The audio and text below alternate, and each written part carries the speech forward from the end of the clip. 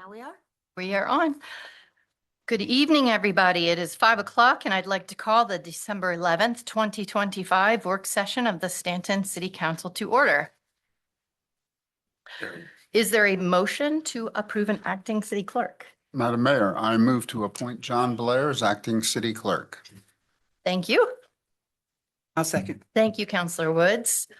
Is there any discussion? Mr. Blair, will you call the roll, please? Ms. Park, Aye. Mr. Overholtzer, Aye. Good comment. Ms. Woods, Aye. Mr. Campbell, Aye. Mr. Shepherd, Aye. Vice Mayor Arrowood, Aye. Mayor Edwards. Aye.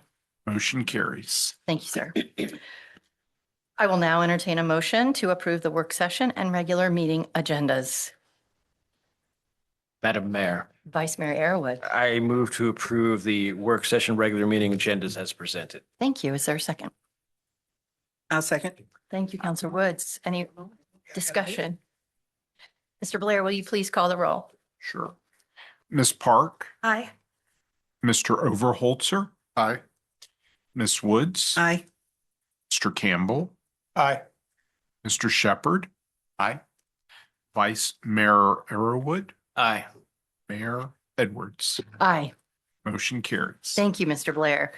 Well, our first item of the evening is a presentation by the city auditors on the fiscal year 2025 external audit and annual comprehensive financial report. Ms. Beauregard. Hi, Jesse Moyers, our Chief Finance Officer, will introduce this item. Terrific. Good evening, Ms. Moyers. Welcome. Good evening, Madam Mayor, members of council. This evening, we will be presenting results from our fiscal year 2025 external audit in the annual comprehensive financial report. This presentation fulfills our statutory requirement for audited financial reporting and provides an important opportunity to review the city's financial position, internal controls, and the overall fiscal stewardship. Before we begin, I want to express my sincere appreciation to Cindy Fitzgerald, who leads our audit preparations and is responsible for compiling the ACFR. Thanks to Cindy's dedication and professionalism, the City of Staunton has once again been awarded the Government Finance Officers Association Certificate of Achievement for Excellence in Financial Reporting for the fiscal 24 ACFR. This certificate represents the highest form of recognition in government accounting and financial reporting. Cindy, thank you for your exceptional work and the many extra hours you devote each year to the quality and accuracy of the audit and financial reporting. I would also like to extend my gratitude to our external auditors, Brown Edwards and Company, and especially Kristen Holland, who is here with us tonight to present the ACFR and the results of the audit.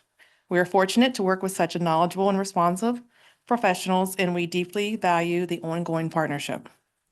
Consideration of the FY25 external audit and the ACFR is included on this evening's regular council meeting agenda under the consent agenda. And at this time, I will turn it over to Kristen.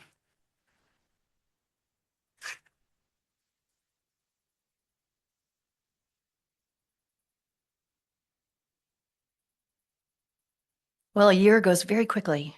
Doesn't it? That is Good to so see you true. again. Likewise.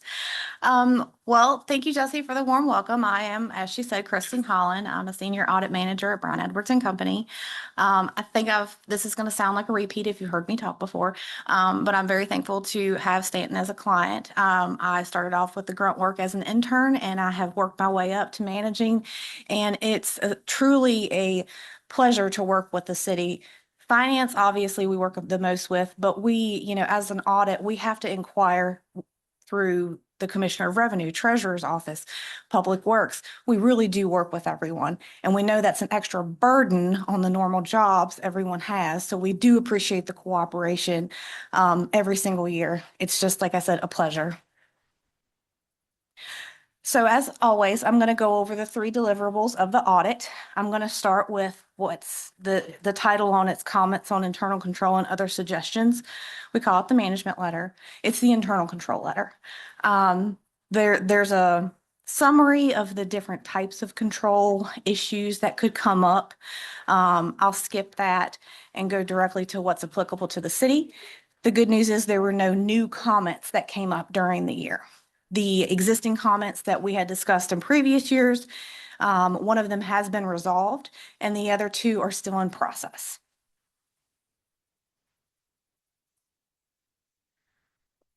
Now I'm going to go to the governance letter. It's the one that's titled Required Communication with those charged with governance. This is essentially boilerplate information. It's required for auditors to communicate to governing bodies. Of course, it's customized to each entity, but the specific parameters of what we're supposed to discuss is pretty much the same. The biggest difference in this letter this year is under the second heading, first paragraph, it discusses a new accounting standard. Unfortunately, our accounting standard setters have decided to put out a lot of new standards the last 5 years, 10 years. And so it's always puts on a lot of extra work, not as auditors, just only as auditors, but those at each one of our clients, Cindy and her team. It's a lot of work to determine the impacts of these new standards. This year, it's GASB 101 compensated absences. And when I say compensated absences, those are your PTO leave, your sick leave, and any other type of leave can fall in that bucket. There's some changes about the parameters of what's supposed to be accrued as a liability. Most entities had very, very large increases to their liabilities because of this standard. And the legwork to get there was very time consuming.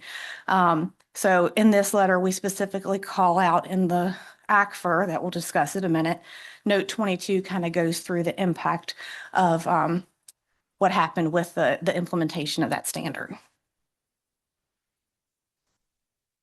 And then the next section is talking about sensitive estimates, sensitive disclosures. None of those have really changed other than the new standard, as I just mentioned. There's no difficulties that we encountered throughout the audit or during discussions with management.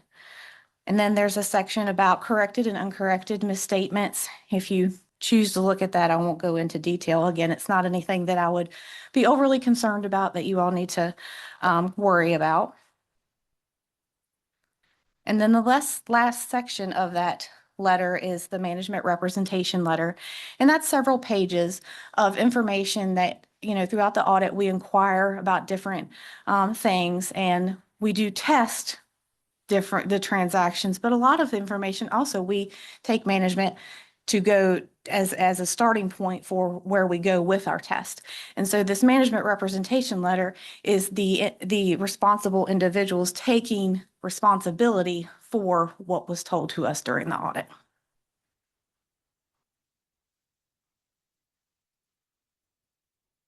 Okay. And then the last part, not my favorite and last but not least, if you will, is the annual comprehensive financial report. Again, this is prepared by Cindy and it's no small feat. 200 plus pages is a lot of work. It's something that most of my clients are not doing anymore. They simply do not have the time to do their regular jobs and add this onto it. Point of reference, it takes me about 90 hours to prepare a report like this. So can you imagine adding that onto your regular job duties? So kudos to her for doing such a great job. I'll skip right to the meat and potatoes that everybody wants to hear, which is the opinion. It's on PDF page 23. Second paragraph, it says, in our opinion, financial statements referred to above present fairly. Essentially, that's an unmodified opinion, which is a clean opinion. It's the one you want. The next paragraph talks about we did not audit the Augusta Regional Landfill. That is a separate audit by a separate audit firm, and we just rely on that information and do some limited procedures to ensure that it's accurate and that information gets pulled into this report.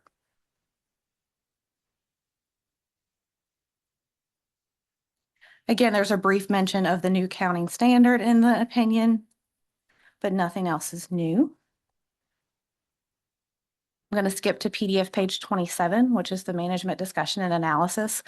This is the place that I always tell everyone that if you don't have a financial background, go to this first, because it does outline sort of what is an ACFR, how is it outlined, what does these different things mean? And it's the only part of this entire report that's comparative. So it'll show you FY25 and FY24, and then any significant differences are also discussed throughout the MD&A, if you will.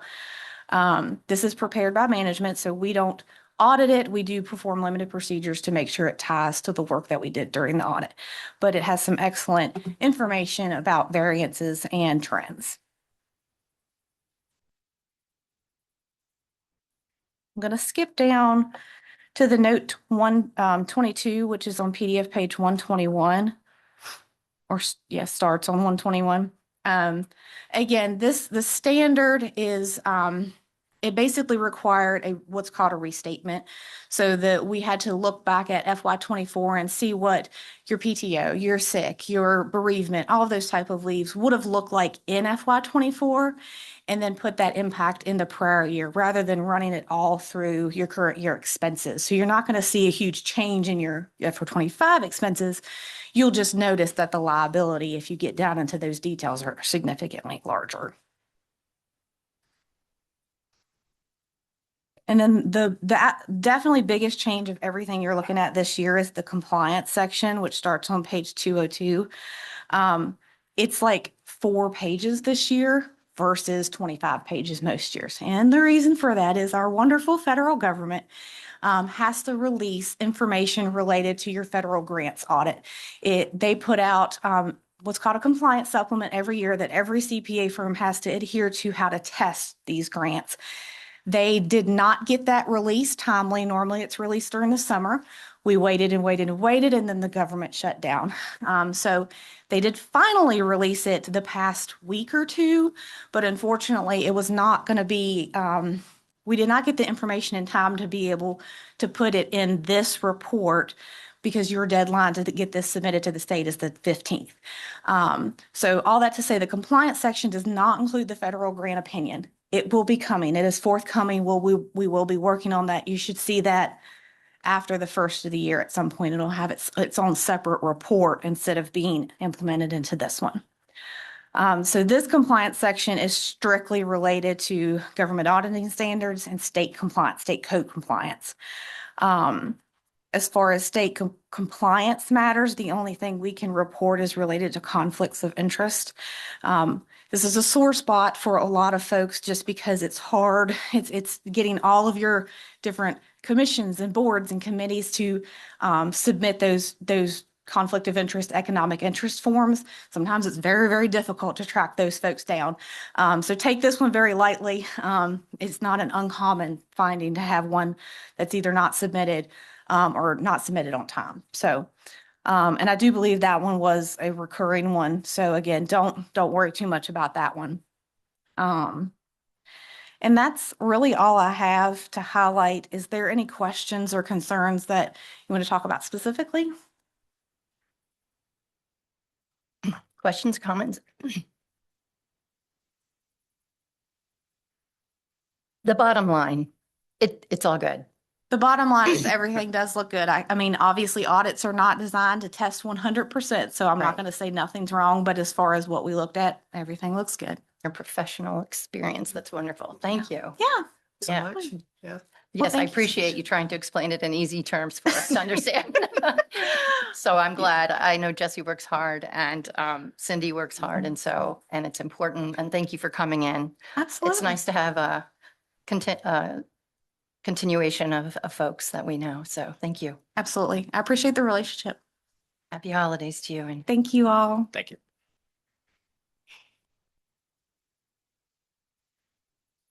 all righty, we'll move on to item 3, which is a discussion of an ordinance amendment for snow and ice removal from sidewalks. Ms. Beauregard. Know that we jinxed this by adding this to the agenda because of all the snow we've had. Yeah, I know. December See? started out And pretty I rough. think more's coming. So I'm going to let John Blair lead this discussion. And there's no decision tonight. This is just a discussion this evening. Good evening, Mayor Edwards and council. As the city manager stated, we'll have a discussion and determine whether to move forward or put this on ice. Oh, Had to my start God. Yeah. No, but as you know, there has been some, through the years, some questions about the city's currently existing ordinance related to removing snow and ice off of the sidewalk. And meeting with you all during the late summer, early fall. Again, I think before you tonight, and I'll go over, there are three real changes made here. These were the three that I felt like there was the most consensus on. And I think the first that everybody agreed on is to decriminalize this. Currently, it's a class 4 misdemeanor, which, that carries up to a $250 fine, but still, it is a class 4 misdemeanor. The amendments would change it to a civil offense with a civil penalty. Second, currently you have 6 hours from the end of the snowfall or snow or ice fall, or noon the next day if it occurs overnight. That's how the ordinance reads. However, the ordinance doesn't really include a provision of when does this stop. And if this ordinance is going to be enforced, it feels like there needs to be a universal time in which, hey, the clock starts. That's only, we don't want to in any way entrap or do something that seems less than transparent. So the ordinance includes a provision that says the city manager will use all available communication to communicate when she determines that the weather event has ceased. That would start the clock. Currently, there is nothing in the ordinance to indicate when the clock starts, so I think trying to enforce it would be difficult. And then finally, the time limits, the 6 hours or noon the next day, would be increased to 24 hours. However, if the snow or ice accumulated from the one event is between 6 and 12 inches, it would go to 36 hours for removal. And if it's over a foot off of one event, the city manager can determine to extend it beyond 36 hours up to 72 hours. And again, this is a discussion to see how you all feel about these proposed amendments. And that's sort of happy to answer any questions as best we can and go from there. Sounds good. Go ahead. Yeah, Counselor Woods. I do have one question. Sure. We never specified whether it was for the homeowners or businesses, whether time frame is Oh. for everyone, or do we need the language that separates businesses from homeowners? Probably we could put property owner, and Okay. I can clear that up to make it clear. It's whoever owns or occupies the property that abuts the sidewalk. Okay, so second, the time frame that they would have to clear the snow on the sidewalks. Right. So as we know, property owners and businesses is on separate entities. So as a business would like to open as soon as they possibly can open. So what time frame, and we're saying 12 hours, that was some of the complaints that we received about businesses not actually getting the snow removal in a significant time for the sidewalks to be cleared, especially downtown and a few other businesses in the city. Right. And again, legally, we can't make a differentiation. So we can't We need differentiate. to, again, the law, it states we have to provide uniform. If you have a sidewalk, this is the time period to clear it. Because otherwise the city can theoretically be held negligent. So I think you have to have a standard that applies to all the sidewalks. Whether it's owned by a, Right, whoever owns it, Owns you it. want to Right. have the same standards so that we don't get accused of, well, if here's how that would work theoretically. if you said, well, one part of the sidewalk has to be cleared in one time period, but the other has more time, I think the sidewalk is universal. Okay. So if somebody slipped and fell on the part that had a longer time period, they might say that was negligence on the city's part by not holding everyone to the same standard for the sidewalk. Okay, so you Mhm.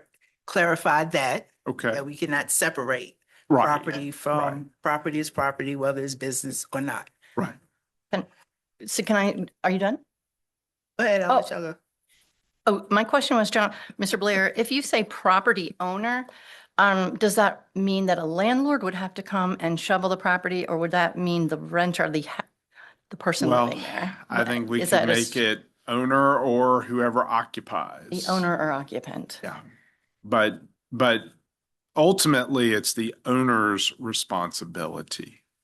I think they're the person that gets charged. Right, because we couldn't separate Right, the landlord from the renter. That Right. would have to be that would have to be on them, yeah, the renter and the landlord. That would have to be their Yeah, agreement Their to who agreement. shovels the snow for the Correct. property I'm owner. just thinking there are absentee landlords. There are folks here that own property that live in other states. I mean, I guess you're right. They'd have to be stipulated in their rental agreement. right. But They could also hire yeah. outside. Oh, yeah, I you know? agree. I agree. I just, Yeah, it would be so difficult to, I'm just Yeah. wondering if there was wording that could Yeah. kind of tie that up, but I don't think I we guess can no, force a landlord and a tenant to yeah, work that out. work. That's a private, Yeah. yeah, between them. I think alluding to what Alice said, and I hadn't thought about it before, but it got brought up in emails.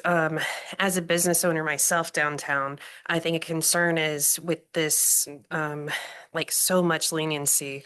When we're trying to get back open and then somebody could take, 24, it just seems like it's an awful lot of time in some instances for like the downtown business district, where it could really impede traffic, on the sidewalk, versus a neighborhood and stuff.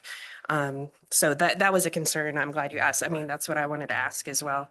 Yeah, and again, I mean, I'll explain it. Just basically, I'll give a mini law school lesson.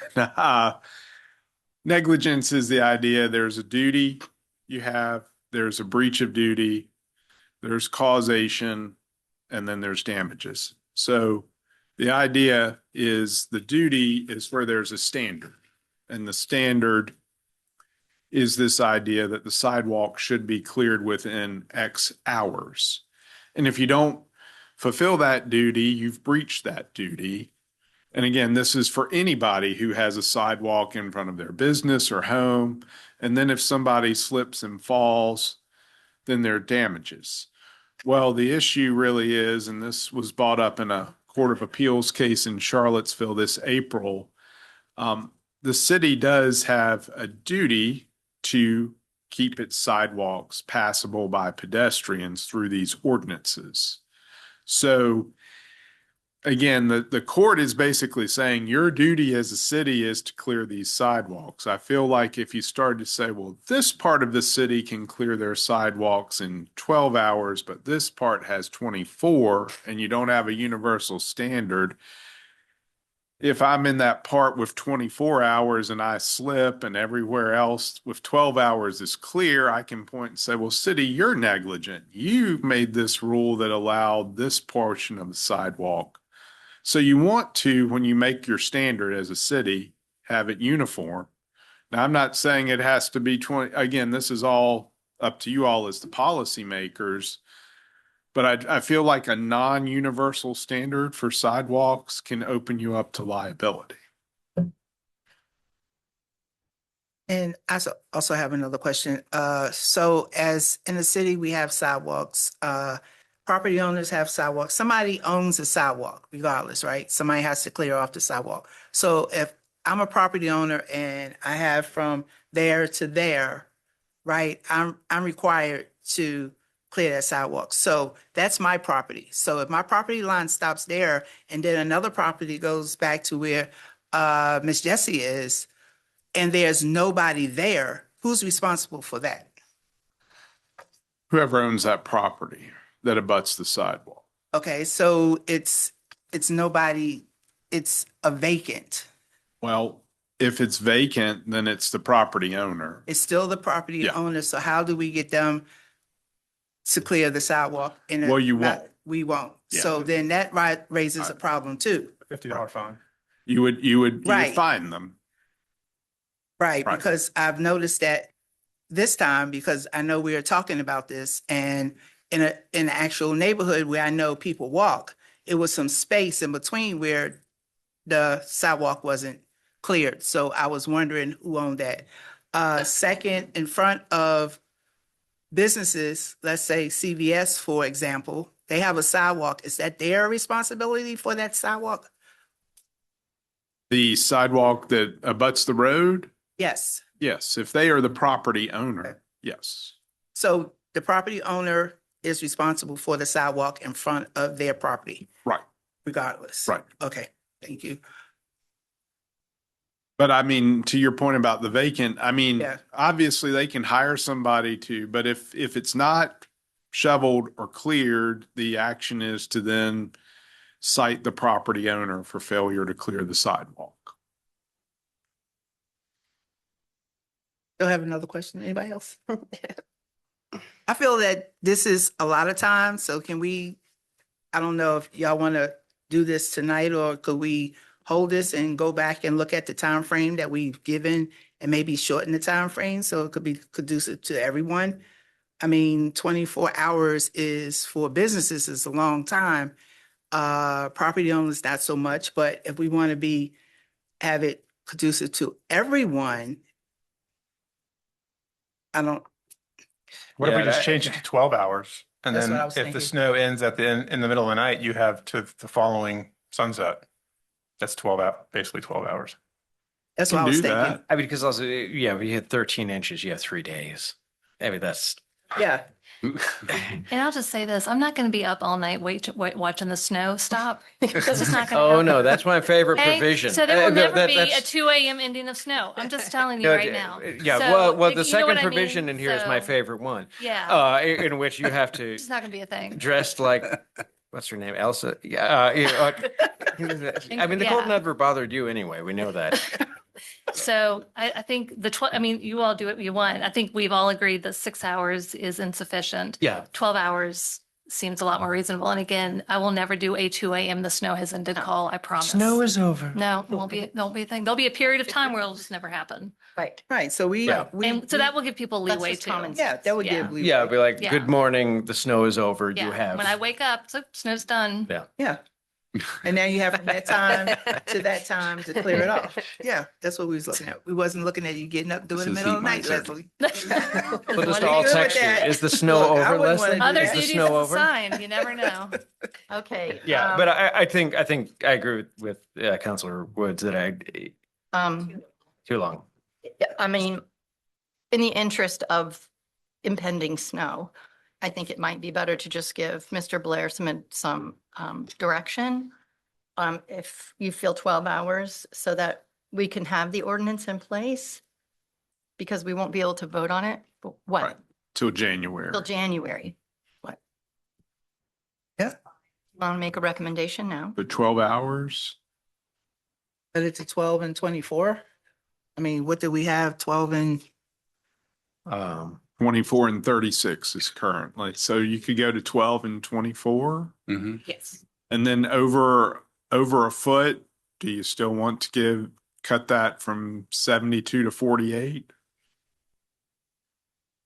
yes. We could- Yeah, I think 36 hours should be enough Yes. regardless of Any any. day. I mean, yeah, if it's not going to happen at that time, it's not happening. Okay, so 12, 24, 36. We're gonna be stir crazy and wanting to Okay. move it Yes. anyway, so we're gonna be out there.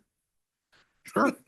And John, this isn't like pounded into a tablet of stone, so it could even be, not that we want to, but Well, if we Yeah, find it all doesn't needed.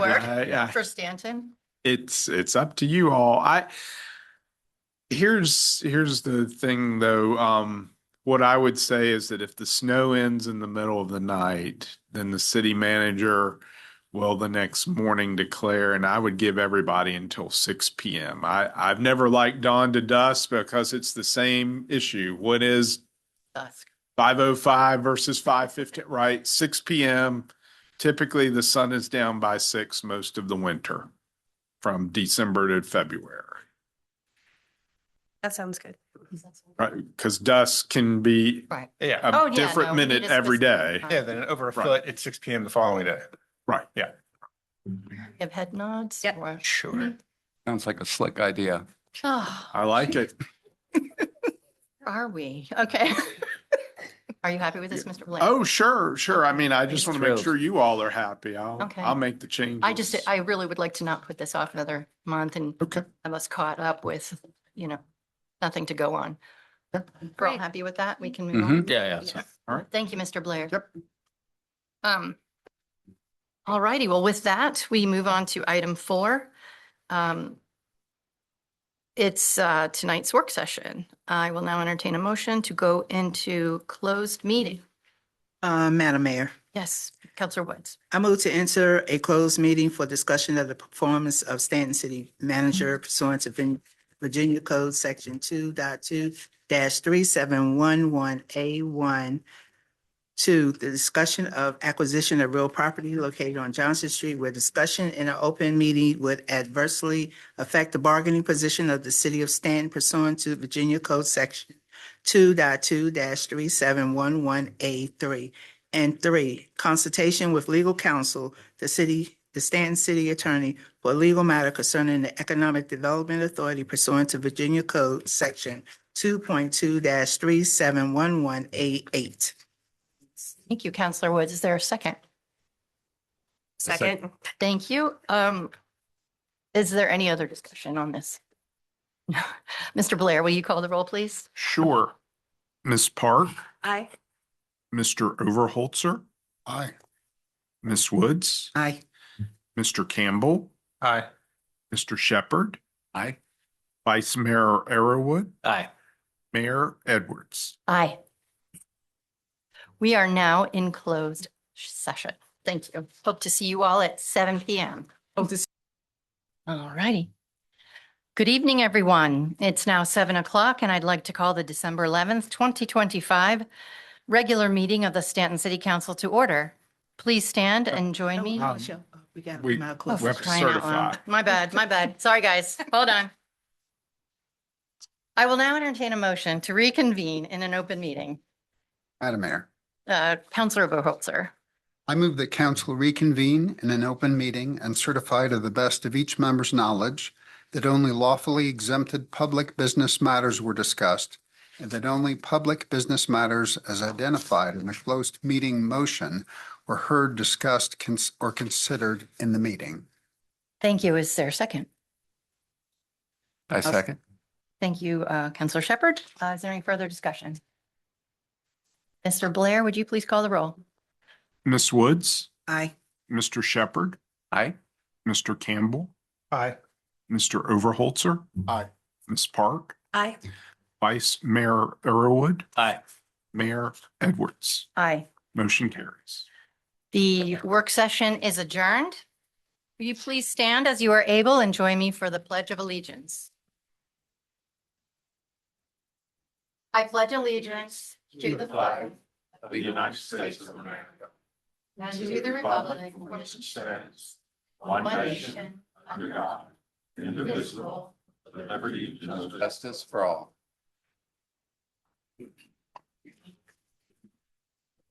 Well, thank you all for being here this evening. I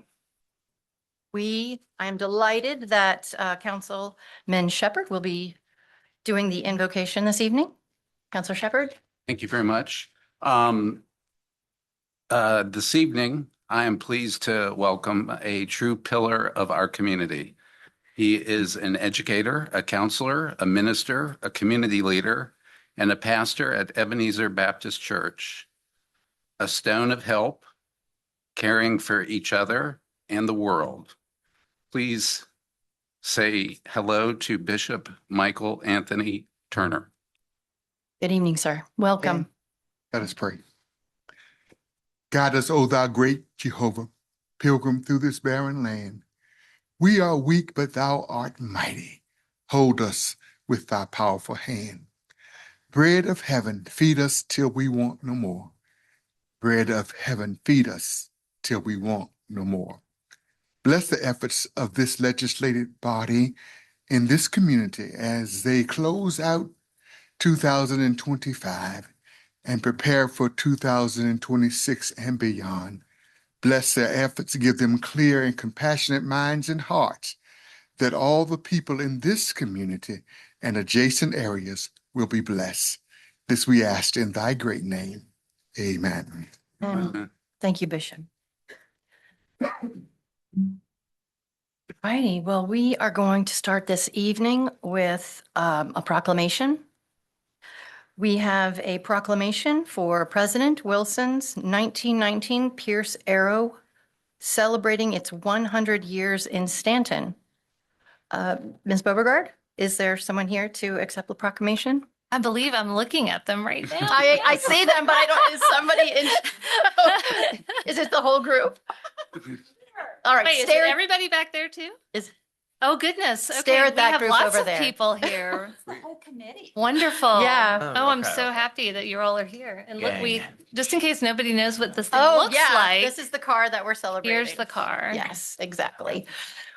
City of Staunton, Virginia proclamation. President Wilson's 1919 Pierce Arrow celebrating 100 years in Staunton.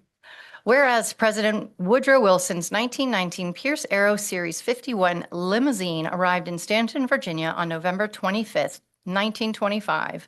And whereas Wilson's Pierce Arrow was originally donated to leading citizens of Staunton by Edith Bowling Wilson, the widow of President Wilson, for its inclusion in a memorial to her late husband. And whereas Wilson's Pierce Arrow was first used by President Wilson in July 1919 as part of the White House fleet, and friends of his purchased it for his private use when he left the White House in 1921, serving as his primary transportation until his death in February 1924. And whereas Wilson's Pierce Arrow is recognized as the oldest continuously operating presidential automobile in the United States of America. And whereas Wilson's Pierce Arrow has been displayed in Staunton for 100 years and has been a fixture of parades and represented our city in car shows across the country. And whereas Wilson's Pierce Arrow once graced the cover of the Statler Brothers album, 10th anniversary in 1980, and whereas Wilson's Pierce Arrow is only operational because of the steadfast efforts of the Woodrow Wilson Presidential Library's Pierce Arrow Committee. And whereas Woodrow Wilson Presidential Library shares the stories of a transformational era in our nation's history through exhibits, research, and programs, with Wilson's Pierce Arrow providing a vivid example of the age when horse-drawn carriages were slowly replaced by automobiles. Now, therefore, be it proclaimed by the Staunton City Council that the centennial of the arrival of President's 1919 Pierce Arrow to be hereby celebrated in the city of Staunton by her residents and visitors alike. For this committee, who would like to accept this and say a few words? Somebody's got to do it. Well, there's enough of you here. I'm Jim. Jim, I guess you're the one that's going to be speaking this evening, Oh. telling us a little bit about the Pierce Arrow? Or is that Michael? Or is it? Is somebody else? I don't want to put you on the spot. I guess it'll be me. I don't know. Well, thank you very much. We certainly appreciate the proclamation. As chairman of the committee, it's a joy to keep up with. Sometimes it's trying. It's always hard to find the parts, and it's recently undergone some pretty major repairs. But fortunately, we had it in the Veterans Day Parade, and most of you were there and had a photo opportunity. And it does, in fact, bring visitors to the city. So it's very much an attraction there. I don't know what else to say, Robin. That's all right. We would love a photo opportunity with you. Yes. Okay. Great. Thank you very much. Yes. Yes. So please, if you are on the committee, would you step? I'm gonna I'll be Josh Yeah, tonight. she'll be Josh, and if you'd like to all stand in front of the dais, don't be shy. No one's gonna bite you, I swear to God. It's a great committee. Hey, good to see you. How you doing, Fred? Oh, honey. That's so funny. Yeah,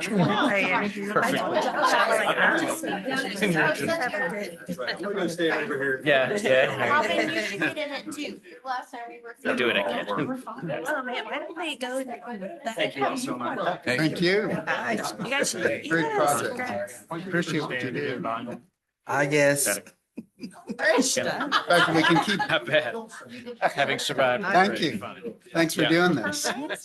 Good to see you. I'm very well. thanks. Okay. Yeah. You guys- There we go. Yeah, absolutely. doing Yeah, well. please. That way they're. No, it's fine. It's fine. Trust me.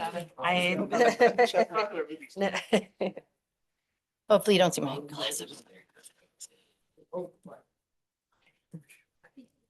Us, just look this way.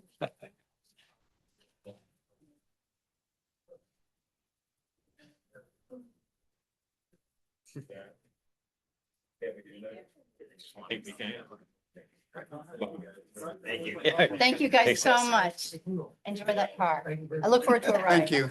Yeah. Instead of just sitting. there. Joyride. We'll go joyriding later. Yeah. Be fun.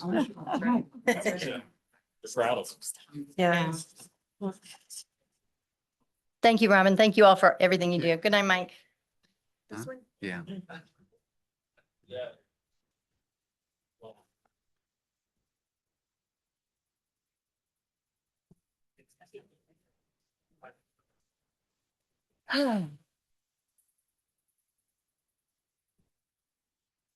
Well, now is the time that I get to do a mayor's report. It's been a month since we've been in this room together. I'm happy to see so many people here this evening. It's nice when people exercise their civic responsibilities, their duties, and their privilege. So I wanted to share some interesting experiences that I've had over the past month. I get invited to a lot of things. I can't make all of them. I try to make as many as I can, but there's a lot of profound need, obviously, in our city. There's a lot of wealth and resources, but there's also a lot of need. So I was invited recently to attend a law enforcement appreciation awards and luncheon at the Commonwealth Center for Children, along with members of our PD, members of our sheriff's office, the city manager, and our communications manager. And as a former secondary teacher of students with emotional behavior challenges, I really felt for the folks who are working there under difficult circumstances. But I saw tremendous staff doing really difficult work. And at one point in my career, actually, I supervised student teachers, JMU teachers at the Commonwealth Center. And so it was good to see law enforcement being awarded for their work, their collaboration with that school. And then I was invited back for a tour of Western State Hospital the following week. And if you're unfamiliar with Western State, it's a hospital that provides safe and effective individualized treatment for folks who have mental health issues and substance abuse disorder. And it links the patients with the families and community health providers. And I was really impressed. It's kind of far back from 250, but near the new water tower. But I was very impressed with the building, very modern, very open, very light, the huge windows, very, as I said, dedicated staff at Western State, and they have 246 beds. I just thought it would be nice to share a resource that folks maybe aren't aware of. And it's one of our biggest employers right now, and they have a real shortage of psychiatric nurses, and it's a huge area of need. And when we have a huge area of need, I just hope that we think about encouraging people to go into that field of psychiatric nursing. And so I was also invited to I was invited to attend the graduation of Recovery Court. A new friend graduated from Recovery Court. You may know this as Drug Court, but it was rebranded, renamed Recovery Court. And it's a specialty docket offering judicial monitoring of intensive treatment and strict supervision of criminal justice involved individuals in recovery-related cases. And it's an alternative to jail time. And so the gentleman I went to support had gone through an intensive 14-month program as a replacement for jail time. And not only is the emotional savings immense, but the financial cost to that man, his family, and the city is tremendous. And so to have somebody be able to stay out of jail is a huge win for everybody. And it was really a tremendous experience for me to witness the judge, the lawyers, the Valley Community Service Board employees, everybody who was working to encourage people to continue on that path of recovery. It was, the camaraderie was amazing, people clapping for one another. But then again, there were some folks who were not following their plan, and, there were consequences. I also attended a VPASS program. You may be unaware of VPASS. It's the Virginia Program for Aging Services. They have a huge number of programs. And I attended an end-of-life planning session. And not everybody wants to think about the end of life, but it's going to happen to all of us. And so I went to the library in Harrisonburg and learned just a tremendous amount about how to talk about end of life, how to plan for end of life, different resources. And I encourage everybody to go to their website if this is something that you are needing help with. That's vpass.net, I believe. Lastly, I'll just say that as you know, the federal government is still hasn't voted on a bill that's going to cover Medicare or the supplemental funds for the marketplace, healthcare marketplace. So Augusta Health holds quarterly meetings and invites local officials. And so we were recently updated. Jeff was there with me. I'm not sure who else came, but we were recently updated on how the hospital is proactively planning to deal with probably a tremendous financial hit and what that's going to look like for our community. So they do advocate. They go to Richmond, they go to Washington, really trying to ensure that people have the insurance that they need so we can get the health care we need. And if that goes away, it's going to have tremendous negative consequences on our nonprofit hospital. We have a nonprofit rural hospital, and they close, I think, at a rate of 7 a year. I believe that's what they said. And that's all I'm going to say. So we do have, we have a lot of good things going on. And I did want to add that if you're aware of the mobile clinics that the hospital has, it's a the mobile clinics are a very economical way to deliver healthcare. And I think the year ago when I went, they had 11. The next time I went, they had 16. And the other night when we went, they have 25 locations throughout their catchment area, 25 places where they go and deliver healthcare to people in their community. And that model is only going to increase as funds become less scarce, because it's a better way to deliver healthcare. So I thought that was interesting. Anyone else have something to share? Yeah, sure. Well, one thing I won't add much, but I'm just excited to see on our committee appointments, a final moving forward with the Housing Commission on this. This has been a long process, and it's very exciting to see it come to fruition on that, just to see what we can do to help with this as a city. So. Great. Just to piggyback on what you were saying, Madam Mayor, it is a difficult time for our most vulnerable population. It was encouraging to see the ways that the hospital is adjusting and trying to meet the needs of that population with a mobile clinic, for one thing. Another encouraging bright spot, I think, is an event that we were both at, the groundbreaking for the new Valley Recovery and Assessment Center right near the hospital. It's a facility that the Valley Community Services Board is going to be running, and it helps address those in crisis from drug overdoses and other medical emergencies.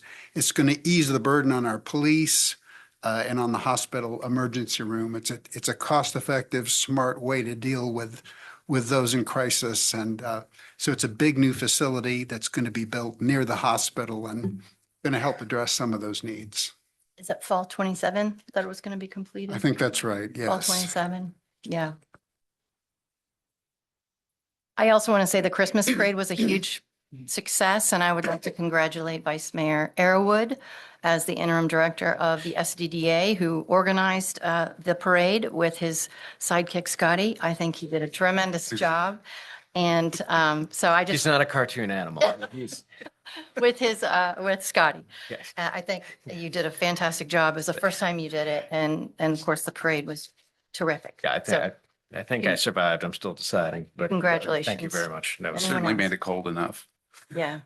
I- Oh, go ahead. I'd just like to share for everyone here tonight, since we have a big crowd. Over the past 12 months, it's almost been a year at this point, the city's been working on our update to our citywide comprehensive plan. We had our third and final public workshop to present not only the goals for the various sections of the plan, but also strategies to implement those goals back in November. It had a good turnout, but right now we have the survey open for one more chance for public input. There's a link on the city's homepage to go to the comp plan update website, and the survey is right at the top. That survey is going to be open until December 22nd. And again, the comprehensive plan, it's a state required document that looks 20 years out. Every locality has to have one that looks at all aspects of the city. So new policy, new initiatives going forward should come out of the comprehensive plan. So it's critical to get public input on that. So I would just encourage everyone to go to that and take the time to fill out the survey. Thank you, Councilor Campbell. Maybe just one more quick thing. I see Representative Shenandoah Green is in the audience, and I just want to thank them for the cigarette butt cleanup over the last weekend. I appreciate their partnership, their efforts in the city, what they do to help keep the city clean. Yeah, definitely. One other opportunity that several of us had, our city manager, Ms. Beauregard, and Councilor Woods and Overholzer and myself all attended the legislative breakfast that was held this week. And we had the opportunity to meet and talk with Senator Obenchain, Runyon, and Senator Head, and also Delegate Campbell. And they were highly supportive of both trying to work to get funding for medical care in our area and also to support the arts. And they were going to work towards trying to help our community. And that was very positive. So I'm hoping positive things will come from that. Councilor Shepherd, if everyone's done, we'll do the nomination. Yes, so I would like to bring forth a motion for the nominations from the nominations committee. I move to appoint Felipe Boone, Lucille, and Susan Venable to a one-year term on the Housing Commission beginning January 1st, 2026 and ending December 31st, 2026. Lydia Campbell, Chris Lassiter, and Nehemiah Velez to a two-year term on the Housing Commission beginning January 1st, 2026 and ending December 31st, 2027. I'd like to reappoint Nathaniel Riddle to the Valley Community Service Board to a three-year term beginning January 1st, 2026 and ending December 31st, 2028. And Matt Fitzgerald to the Board of Building Code Appeals for a five-year term beginning January 1st, 2026 and ending December 31st, 2030. We still have openings for boards and commissions in the city of Staunton, so that is a great way to get involved with local government and to know how things run in our city. If you're curious, just apply on the website. Thank you, Councilor Woods. Mr. Blair, will you please call the roll? Ms. Woods, Aye. Mr. Shepherd, Aye. Mr. Campbell, Aye. Mr. Overholzer, Aye. Ms. Park, Aye. Vice Mayor Arrowood, Aye. Mayor Edwards. Aye. Motion carries. Thank you, Mr. Blair. Moving on to item A, the consent agenda. Per procedure memorandum number 14, it's the policy of City Council to have routine, non-controversial items placed on a consent agenda. All items on the consent agenda will be voted on in one motion. If separate discussion of an item is requested by any member of council, that item shall be removed and considered separately at the end of the regular meeting agenda. Do any members wish to remove any items from the consent agenda to be placed at the end of the regular meeting agenda for separate consideration? All righty. I'll entertain a motion. I move to approve the consent agenda as presented. Is there a second? I'll second. Thank you, Counselor Woods. Any discussion? Mr. Blair, will you call the roll, please? Ms. Woods, Aye. Mr. Shepherd, Aye. Mr. Campbell, Aye. Mr. Overholzer, Aye. Ms. Park, Aye. Vice Mayor Arrowood, Aye. Mayor Edwards. Aye. Motion carries. Thank you very much. Moving on to item B, I think this is why all the blue shirts are sitting in the back. We have fire and rescue staff recognition. So Ms. Beauregard, Well, I'd like to ask Chief Ball to come up. the white shirts. I don't know why you're looking at me like you didn't expect me to call you up. And Evening. introduce the fine folks who have retired, and then we'll get some pictures and some comments. Chief Hello. Ball? Madam Mayor, members Good of evening, council, Chief thank Ball. you. Mhm. So we're here tonight to celebrate 79 years of service that the city has lost for us. I say Oh. lost. We took a big hit this year with 28 years of service for two of them, and then 23 years of service for the other two of the folks for two of the top three tenured in the department. So they left a vacancy for us, but we're getting through it. So I guess first we need to thank the families, spouses, Oh, yeah. kids for letting us have them for 28 years, 23 years. I know the nights, the weekends, the holidays. I was fortunate enough to work with two of them on shift. We're now still on shift and beside Perry for the last 11 years on a daily basis. So without further ado, we'll start with Lieutenant Wilmer. He retired first, October 1st. Come on, Ben. Ben had 28 years of service.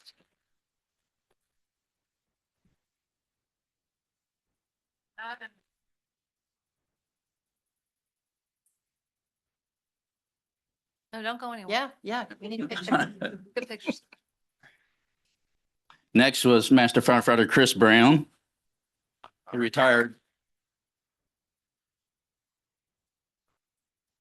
November 1st with 3 years.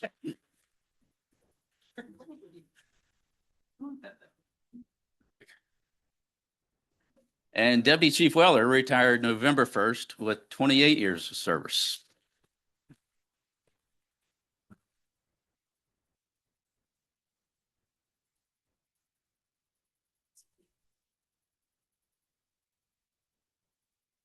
All right.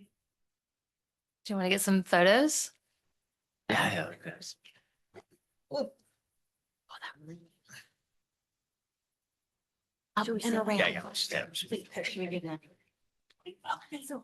Thank you guys very much for your service.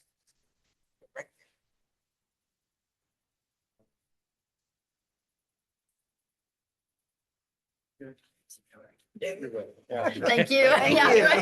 Thank you, gentlemen.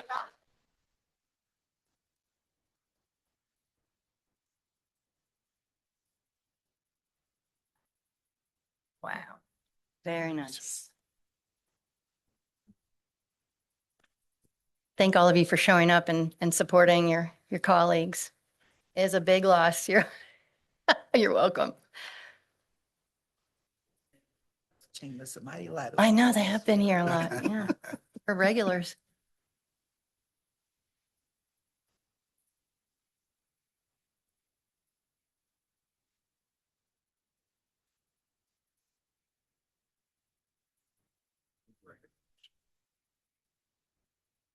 Y'all be safe, okay? All right. All righty. Well, moving on to item C, we have more recognition. Can never have too much recognition. Item C is Public Works staff recognition. Who do we have this evening, Miss Beauregard? I almost called you Miss Leslie. There he is. So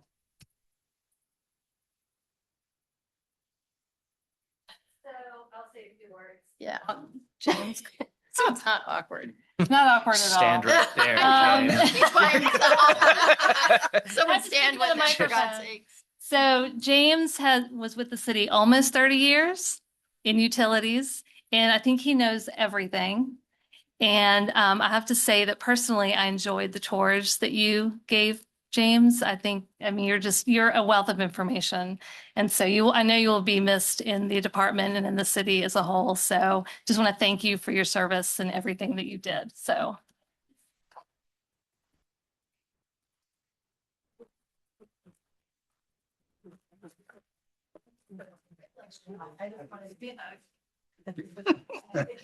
Yeah, wait. Lyra. Don't escape yet. Yes, okay.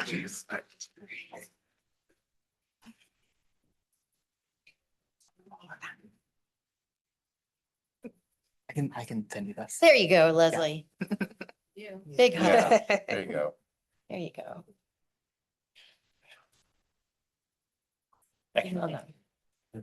Thank you, gentlemen. Thank you, sir. Enjoy retirement. Thank you.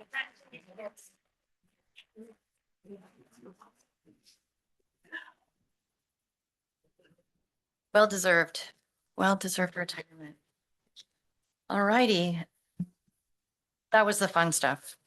On to item D, which can also be fun, is a public hearing and consideration of a request by Green Hills Equipment LLC to rezone 15 Industry Way from I-2 Heavy Industrial District to B2 General Business District. Ms. Beauregard. Tim Hartless, Planning Manager, is here this evening to go through this item. Good evening, Madam Mayor, members of council. Good evening. Welcome, Mr. Hartless. Thank you.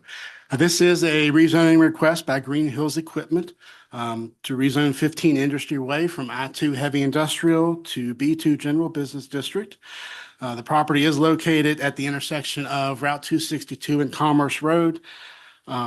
It's also part of the Green Hills Industrial Park. The city's real estate records indicate the property is a little over 12 acres in size. It is the residue that is left over from two previous subdivisions of land. The first was in 1994 when the Best Buy Distribution Center was constructed. And then again in 2015 when the FedEx facility was constructed. And the result was the creation of this parcel that's cut off from the rest of Green Hills. Green Hills Equipment is located on a neighboring property at 1403 Commerce Road. And they purchased the subject property in 2020. And at some point after that, they moved across the railroad and began using this property for display and storage of merchandise. And they also constructed two buildings on the property without any site plans or any building permits. So after our office received a complaint, our zoning administrator conducted an investigation and then sent a notice of violation, which has prompted this rezoning request. If the rezoning is approved, a site plan will be required for the development of the parking and storage area. Building permits will be required for the two buildings that have been built. Access to this site is difficult. Development of the Best Buy site and the FedEx site has cut off this property. Access from Industry Way is not feasible. And Route 262 is a limited access highway owned by the Virginia Department of Transportation.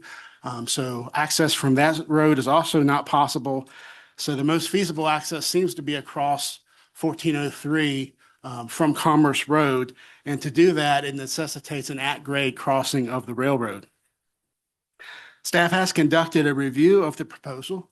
We did not identify any issues. The applicant has already attended one of our development review meetings to discuss site plan requirements and building requirements. As part of the site plan review process, staff will ensure that there is a proper railroad crossing agreement with the Shenandoah Valley Railroad. Surrounding zoning is either I-2 heavy industrial or B2 general business. Now, across 262 is a portion of the Bells Lane Agricultural and Forestal District. The city's comprehensive plan designates this area as heavy industrial. The rezoning is not consistent with that designation. However, in light of the issues I previously mentioned with access and lack of connection with the rest of the industrial park, rezoning it to B2, which would match the zoning of the adjacent properties along Commerce Road, seems to be a more appropriate zoning classification. Planning Commission did conduct a public hearing on this request at its November 20th, 2024 meeting. During the public hearing, no one spoke in opposition, and the Planning Commission unanimously recommended approval of the request. If you have any questions, I'd be happy to answer now, or I can come back after the public hearing. Questions from counselors? No, thank you, Mr. Hartless. We'll open the public hearing. In a moment, I'll open the public hearing. It's a time that council sets aside to hear from citizens and others about this specific topic on the agenda. We ask that you please give your name, your address, and then keep your remarks at 5 minutes or less. I will let you know when your time has expired. For our Zoom participants, please raise your hand now if you wish to speak on this particular public hearing. If you raise your hand now, you will also be able to speak during other public hearings and matters of the public.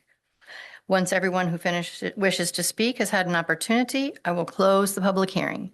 If you wish to speak on this particular topic, that is item D, please approach the podium and we will alternate between individuals physically present and those with their hands raised via the Zoom platform.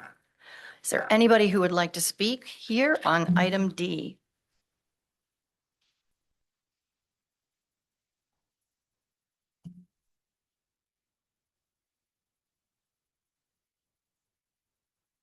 Good evening. Good evening. My name is Jason Bartley. My father and I founded Green Hill Equipment back in 2015. We were poultry farmers before we did this, and safe to say that when we founded the business, we really had no idea what we were doing. However, that business that we started back then had grossed somewhere in the area of about $280,000 in its first year. In 10 years has grown to an over $11 million gross. We have had phenomenal growth where we're at, and it's not something we really ever dreamed would be as large as it was. We never thought we would facilitate the need for this property. Initially, when we purchased this property, it was just for that. It was for storage. We approached actually the railroad prior to purchase and secured an agreement before we secured the land. We have held an agreement open with the Shenandoah Valley Railroad since then. We have multiple safety measures in place required by the railroad, as well as a night gate for us. We do not leave that property accessible during off hours as well. We like to have staff on hand. That crossing is also insured by a $6 million policy.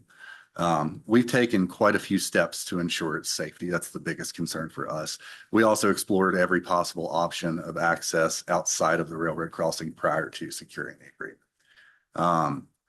Initially, when we purchased it, it was just for that. It was for storage. And our needs have grown quite a bit. The two buildings referenced are essentially carport style storage buildings, which are on a failure of my part secure permits for, which I would say was more out of ignorance than anything. We did not understand that the square footage requirement, being that these buildings didn't have foundations or concrete floors, our impression was initially that they did not require the permits.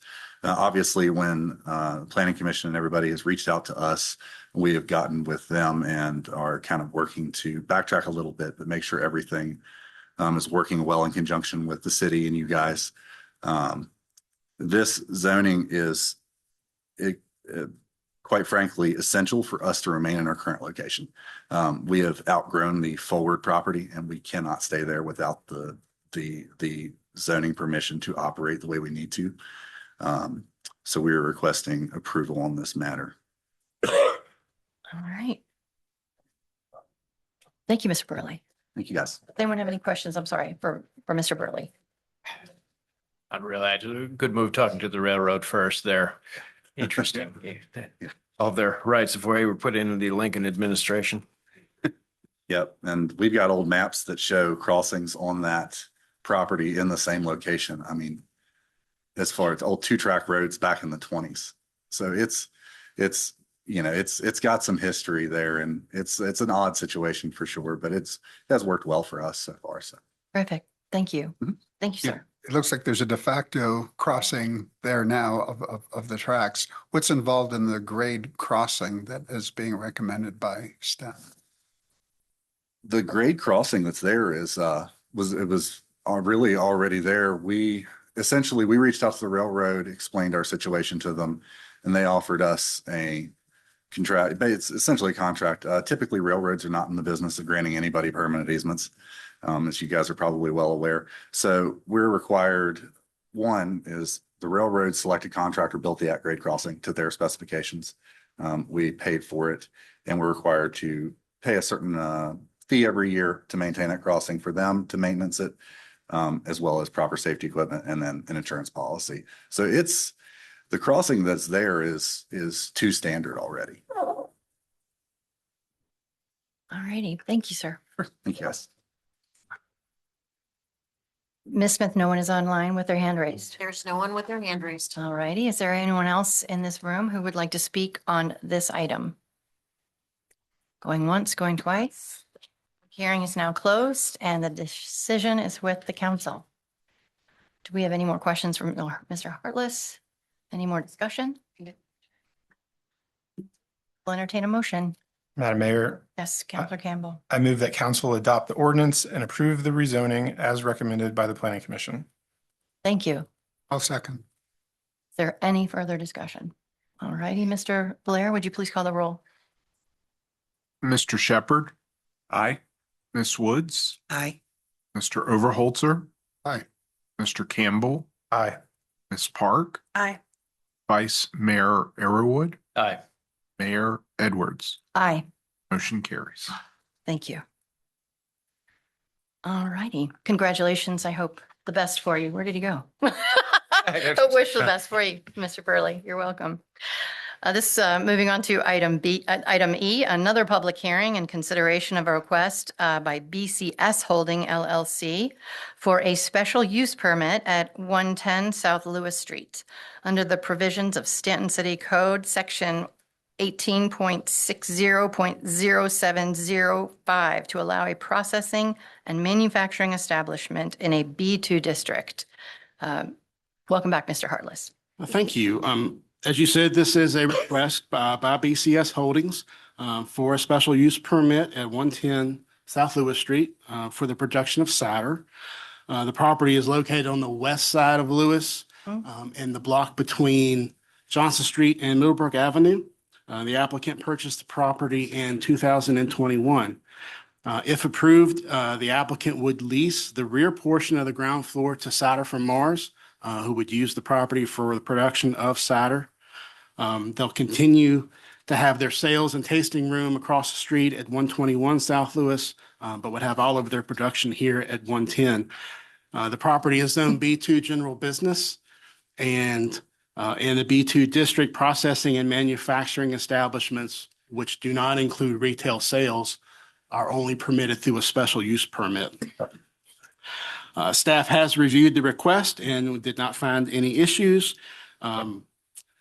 The zoning code, Staunton City Code 18.60.0705 establishes criteria that qualifies a proposed use.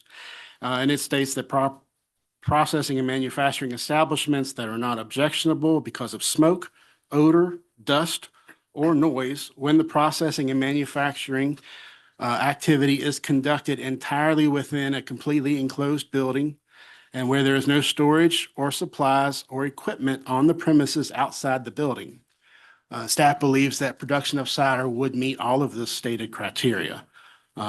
This is an existing commercial building with a proposed commercial use, so no additional off-street parking is required. Surrounding zoning is B2 general business to the north, south, and east, and R4 high-density residential to the west. The property is also located in the Newtown Historic District. The city's historic regulations regulate the exterior appearance of the property. So any change in material appearance to the outside of the property will require a certificate of appropriateness from the Historic Preservation Commission. The comprehensive plan future land use map designates this area as commercial, while the proposed use is not commercial, it's industrial. It is in general conformance with the surrounding area, and it does support a by right business, which is located across the street. So the use of the property in this case for processing and manufacturing appears to be a reasonable request. The Planning Commission conducted a public hearing at its November 20th, 2025 meeting. No one was present to speak in opposition. And the Planning Commission unanimously recommended approval with 3 conditions. First is that a building permit will be required for a change in building code use group. All work must comply with the provisions of the Virginia Uniform Statewide Building Code. The proposed cider processing and manufacturing area is 1,808 square feet. Any future expansion of the processing and manufacturing use will necessitate a new special use permit request. And finally, a building permit, the building is located within a historic district. The addition of any signage as well as any material change in the appearance of the exterior of the building or property will require a certificate of appropriateness. I'm happy to take any questions now, or I can come back later. Any questions for Mr. Harless? No. Not yet. Okay, well, we'll start the public hearing. Thank you, Mr. Harless. All righty, I will now open the public hearing. So if you wish to speak, please approach the podium and we will alternate between individuals physically present and those with their hands raised via the Zoom platform.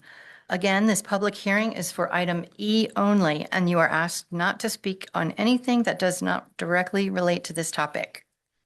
Is there anyone who would like to speak on item E in this room?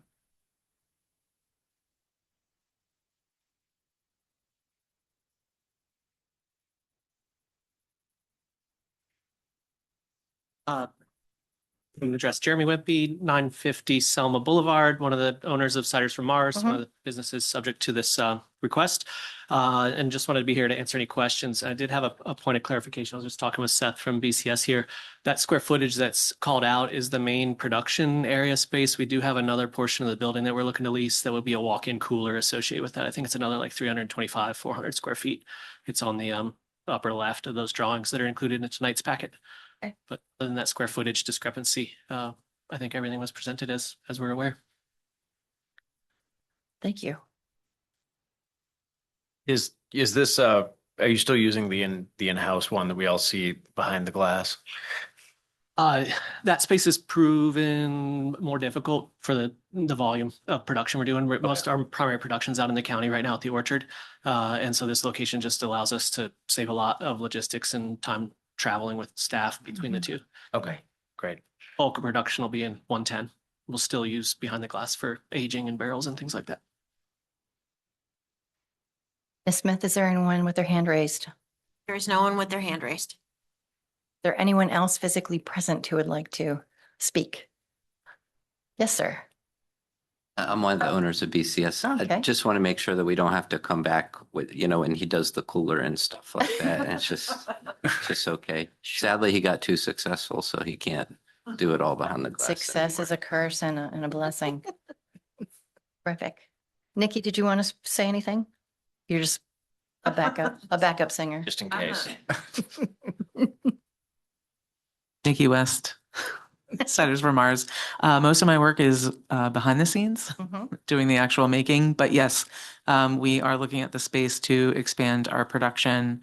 It will necessitate, moving some of the tanks out from behind the glass. So we will kind of retool the kind of production that we're doing in our main tasting room.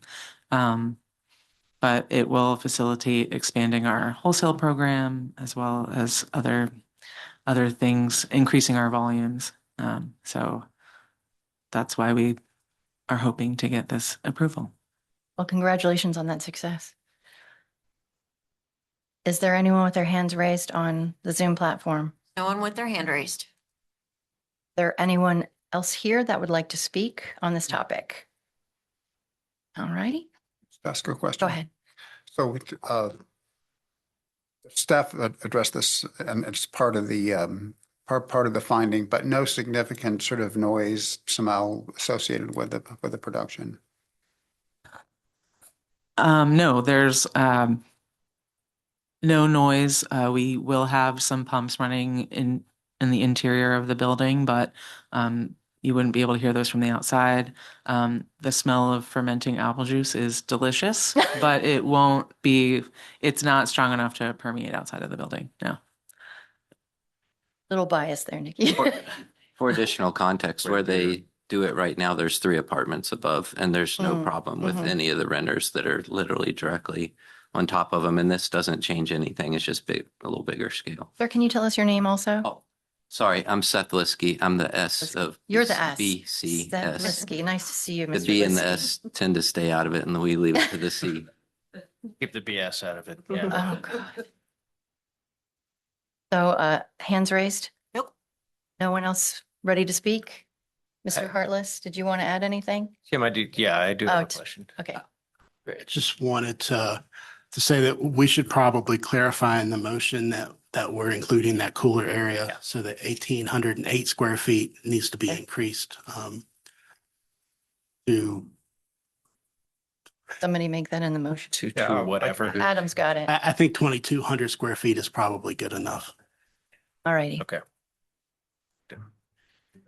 No more hands raised. No more comments.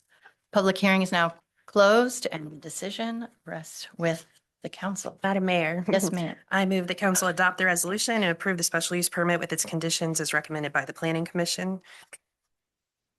With one minor change. With one minor change from the previous square footage to 2,200 square feet. Righty. Is there a second?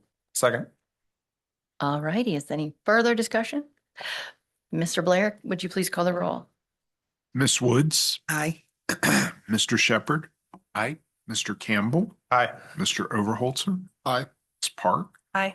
Vice Mayor Arrowood, Aye. Mayor Edwards. Aye.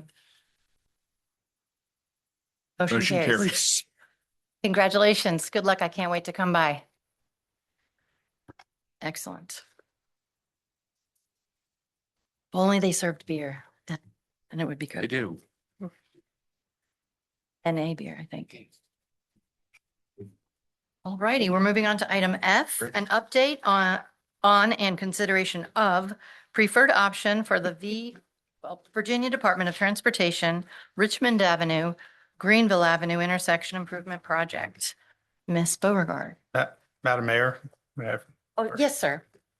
For agenda items F, pursuant to Virginia Code Section 2.2-3115H, I am hereby declaring that I will participate in the consideration of the preferred option for the Virginia Department of Transportation, Richmond Avenue, Greenville Avenue intersection improvement project.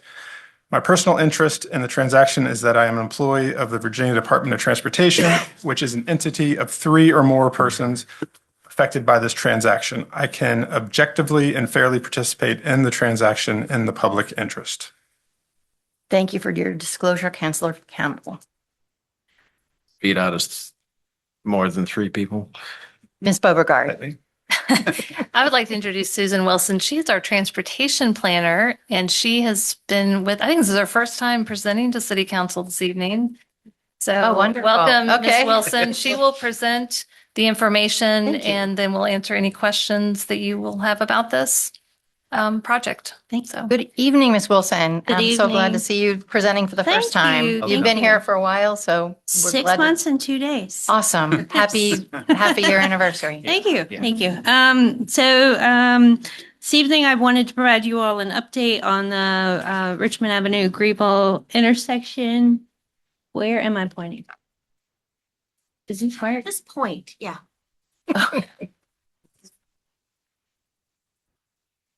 Oh, there might be some Stanton land thing.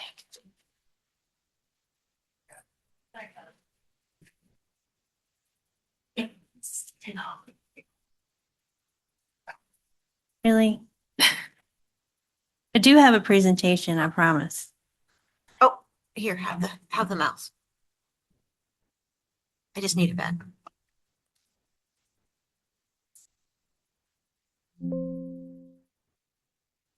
I don't know how I did that, but okay. All right. So, I'm going to point out the main differences between the two design options that we have for your consideration tonight, and to explain why we believe what we are calling option one, which is the second design that I'm going to show you, is the better of the two options that we have. And so this slide right here just orients you to the project area.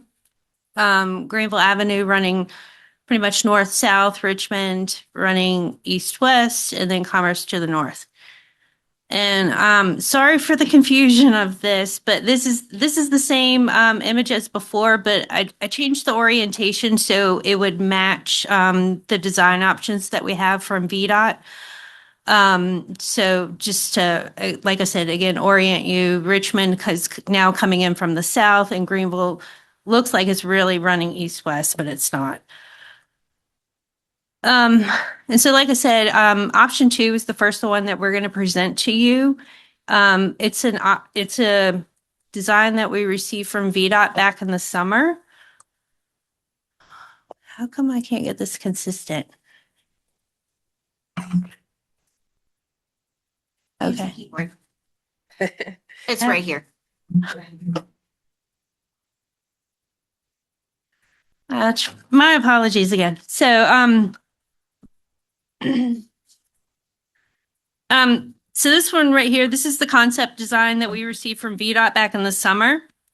And over the next few slides, I'll point out some existing conditions that we have at this intersection that we believe should be addressed as part of this project. And in a few slides, I'm going to show a zoomed in version of this. It's a whole lot easier to see. So that's just the overview of what the design is that we received from VDOT back in the summer. And again, that's called option two. Yes. Okay. All right. So this slide right here shows the west side of Greenville Avenue, just south of the intersections, and pedestrians frequently walk in this area. Right, stare right is off in the distance, but sidewalk here, it's narrow. Pedestrians are, hampered by the retaining wall on one side, the travel lane on the other side, and of course the utility poles that you see here. They obstruct travelers that use wheelchairs as well as people with strollers. And the highlighted area there just shows where that street view was taken. So portions of the roadway within and adjacent to the intersection have concrete as the pavement type. And in many places, the pavement is in poor condition with chipping and cracking in many places. Additionally, the road has been patched in places for utility repairs, which is what you see on the left side of this image. And again, just another slide orienting you to where that was taken. So crossing any leg of the Richmond-Greenville intersection on foot is currently challenging. There are no crosswalks or pedestrian signals, and there's minimal spots for mid-crossing refuges.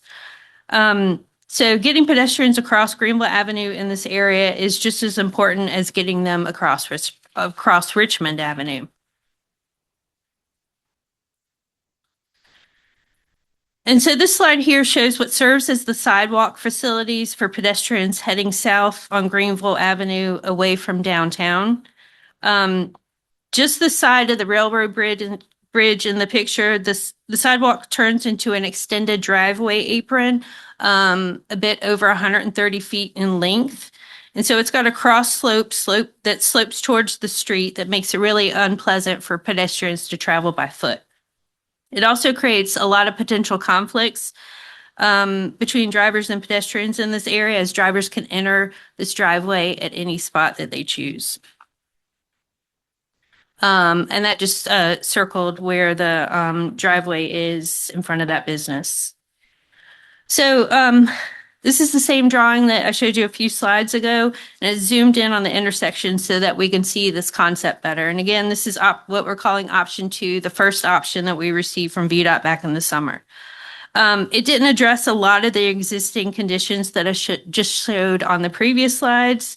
And the only pedestrian crossing that was provided on this drawing is across Richmond Avenue, basically getting from the Villages and the Blackburn Inn to Commerce Road and presumably the future Commerce Road Greenway. Staff's comments to VDOT at the time addressed the design not improving such elements as sidewalks, medians, the existing pavement conditions, and pedestrian crossing distances. Nothing on the northwest side of this intersection would be improved with this design, including replacing the concrete or improving the sidewalks. There aren't any crosswalks for crossing Greenville Avenue or any improvements to the sidewalk south of the intersection where I showed all those utility poles in the sidewalk.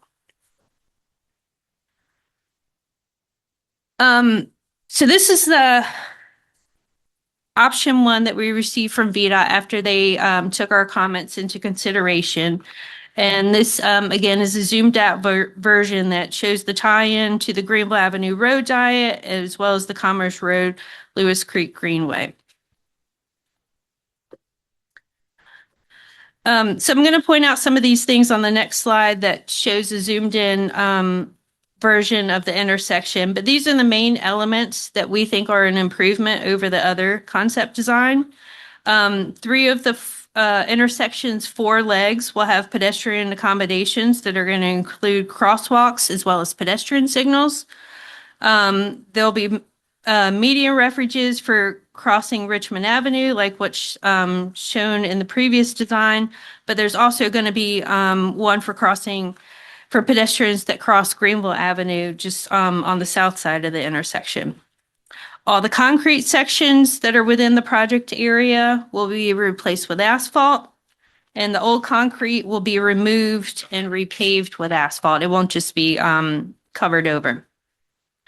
We believe this option one does a better job at transitioning vehicles, bicyclists, and pedestrians between the 2 upcoming project areas that are on either side. And those projects being the Greenville Avenue Road Diet project, as well as the Commerce Road Greenway project. The travel lane reductions that are on those projects will be more easily traveled between with this intersection, including similar facilities as what's being proposed on those 2 projects. So this is a zoomed in shot of the intersection. And a few things to point out here is that like I said, the concrete is going to be replaced with asphalt, and that location, that one, and this one. So those are all the concrete areas that are currently at the site. And so all of those will be removed and replaced with asphalt. So we won't have to deal with the broken concrete sections anymore. Let me go back to this one. So the first design that was shown had 2 southbound lanes that were merging just south of the Richmond intersection, whereas this design carries only 1 lane through the intersection, which we believe is going to mesh better with the planned Greenville Avenue Road Diet, because the previous design with carrying the 2 travel lanes through the intersection south, we believe it would have caused a backup that carried through the intersection, especially in busier times of the day. So pedestrians crossing on the south side of the intersection for crossing of Greenville Avenue, and there's also, so this, excuse me, let me back up. This is what's circled here was included in the previous design that was shown. But in addition to that, with this option, we are also getting a crossing of Greenville Avenue that'll also include a pedestrian refuge between the north and southbound lanes. And then there'll also be a pedestrian crossing across Garber Street.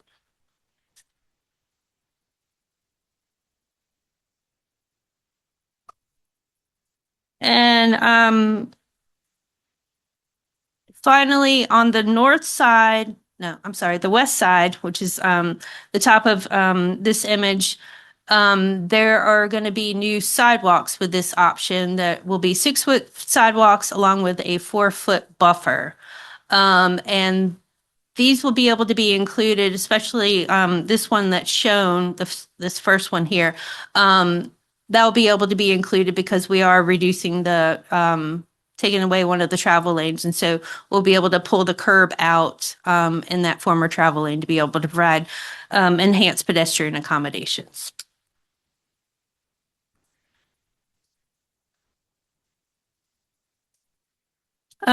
So just a summary of the option 1 design elements that we feel addresses the city needs. We believe that option 1's design better connects to the Greenville Avenue Road Diet as well as the Commerce Road Greenway project. We think it better meets the original's project's goals of providing space for bicycle and pedestrian travel through this intersection as well as onto downtown. And we believe it addresses the city council's desire for a safe intersection. And we've identified a way to pay for the additional 1.2 million in local dollars. Half of that will come from undesignated funds, which council will take action on. Because we're a few years away from this project, though, the 600,000 from VDOT maintenance funds we've identified for FY28. But if another source comes to light at that time, then we'll come to you, of course. But the motion tonight is that we're recommending is to have us direct VDOT to pursue option 1, and then just to identify the funds for now, knowing that that could change in the future as we get towards the actual project. And then we'll be happy to answer any questions that you have. Questions from members of council? Thoughts, questions? I just want to thank Ms. Wilson and Mr. Hart for their efforts to make the best of this project. Because I think the option that's been presented tonight primarily meets all the needs that were originally identified with the project for better pedestrian access and a safer intersection with reduced number of lanes, and just aesthetic, cleaning up the intersection and making it look better as a gateway to the town. So I just really appreciate your all's effort to come up with this option. Could we pop back to option 1, the visual of it? I'm just trying to understand if I'm coming on the downhill from Richmond Road there in 250, that sweeping right, is that still light controlled, or is that Yes. like a yield situation? That is light controlled as well still. Okay. Yes, but it will just be one travel lane.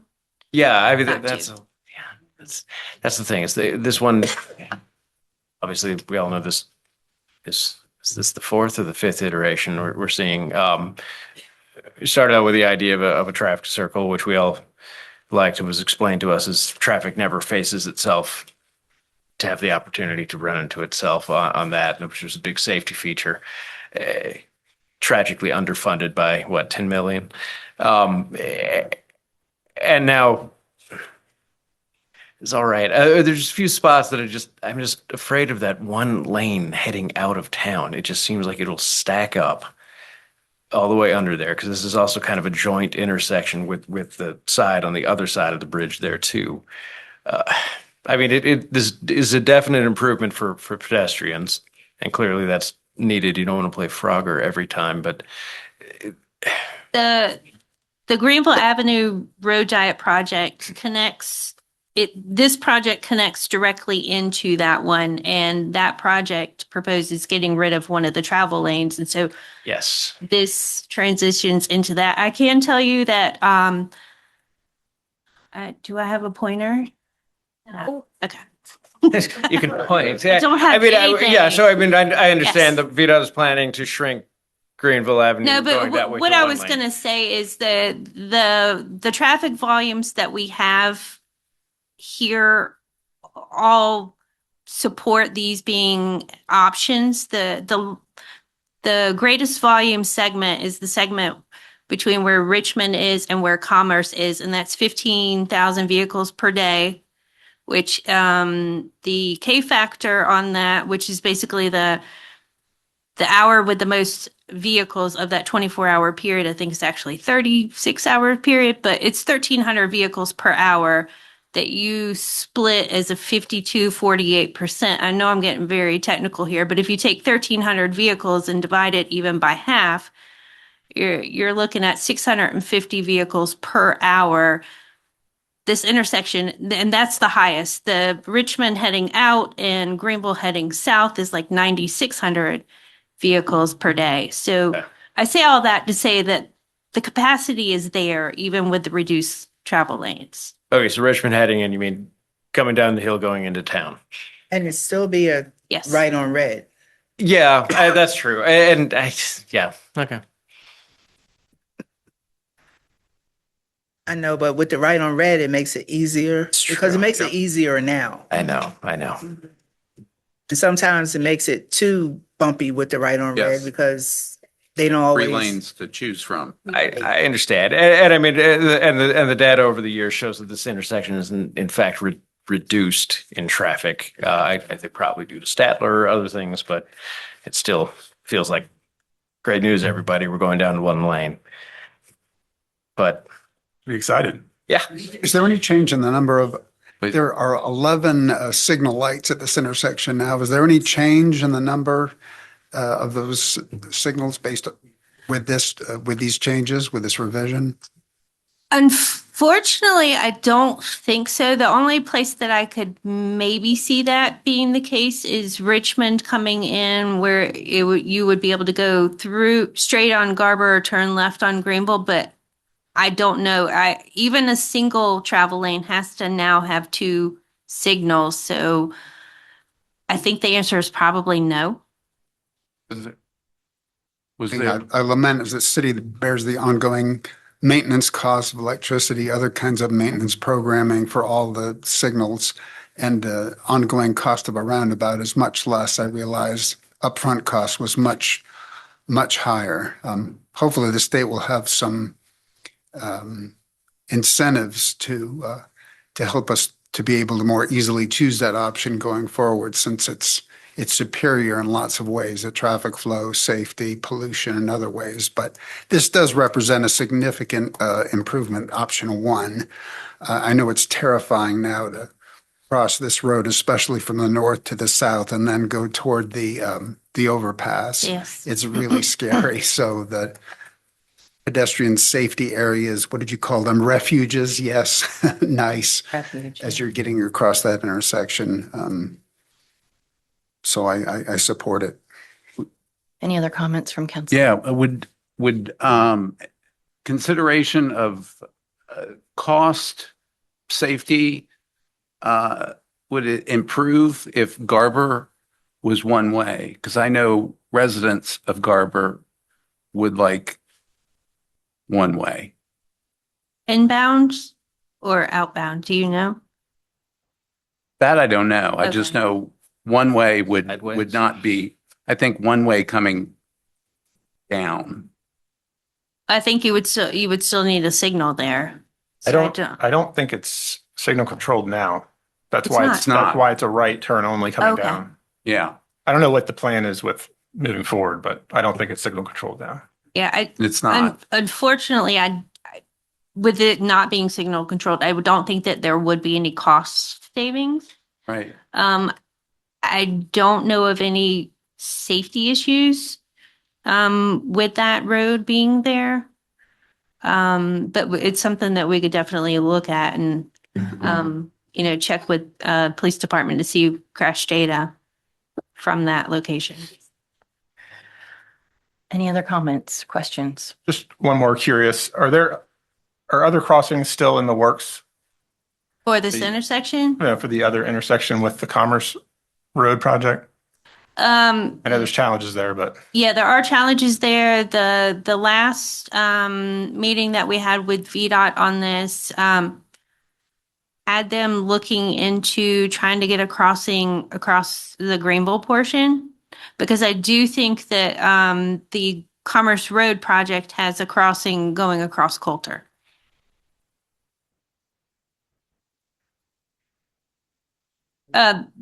just side note on that one, the challenge with that is the Lewis Creek Greenway, there is a tunnel that runs under that road. So to be able to break up the roadway to put in the curb ramps, you're touching the top of that tunnel structure.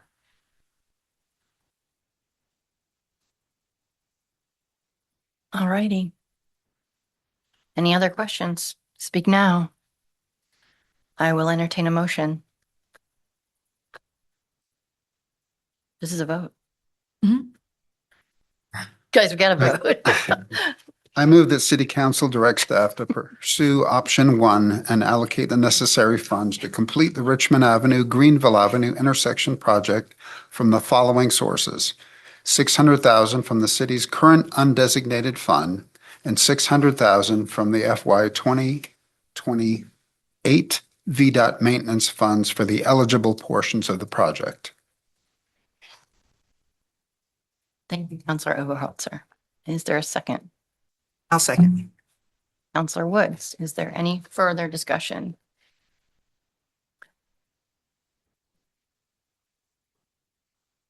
Mr. Blair, will you call the roll, please? Mr. Shepherd, Aye. Mr. Campbell, Aye. Ms. Woods, Aye. Ms. Park, Aye. Mr. Overholzer, Aye. Vice Mayor Arrowood, Aye. Mayor Edwards. Aye. Motion carries. Thank you. It Thank is you. not exactly what we wanted, but you've worked very, very hard on Yes, this. I And it's agree. been a Thank you. long time coming. And Mr. Hart, thank you also for the work that you've put into this. Ms. Beauregard, your staff, and I guess Mr. Rhodes also, he's over there. Everyone who's had a hand in this, thank you. It will be a huge improvement in what we have right now. Not what we wanted, Mr. Rhodes, but a big improvement in Thank you. safety. Thank you. So thank you very much, Ms. Wilson. Thank you. Mr. Hart. Not around it. Yeah, I know.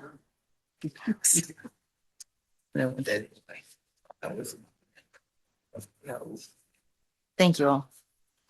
Item G is an update on tourism activities. Ms. Beauregard. Yes, Samantha Johnson, our tourism director, is here to give her annual report to council. Yeah. Just act it out. Whoa. Watch out, front row. Okay.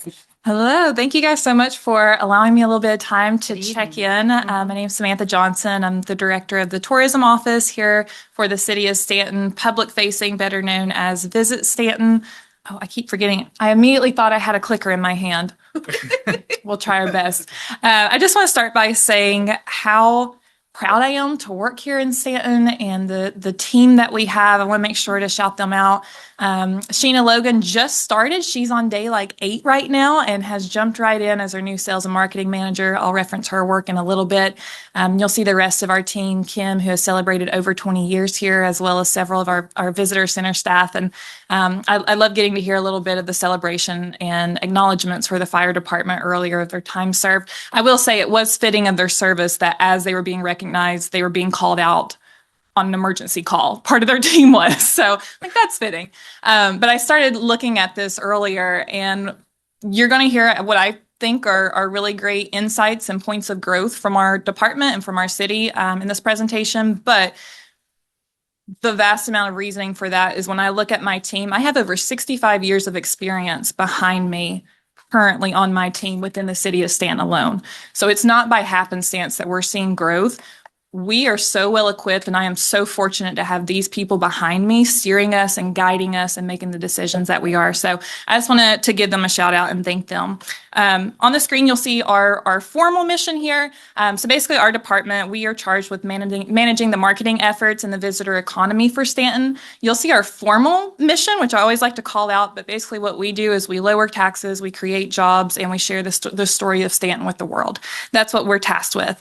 And before I jump in, I'm going to share figures and insights and all that, but I do want to take just a moment and just highlight a few of the really incredible wins and victories of some of our partners this year. And I wish I could spend this entire presentation just acknowledging some of the big wins that they've taken on and they've had, but I did want to highlight just a couple. QCMM, Queen City Mischief and Magic, so they just celebrated 10 years and they are coming off what was likely their record high attendance, even with the Saturday monsoon, if anybody was here during that day.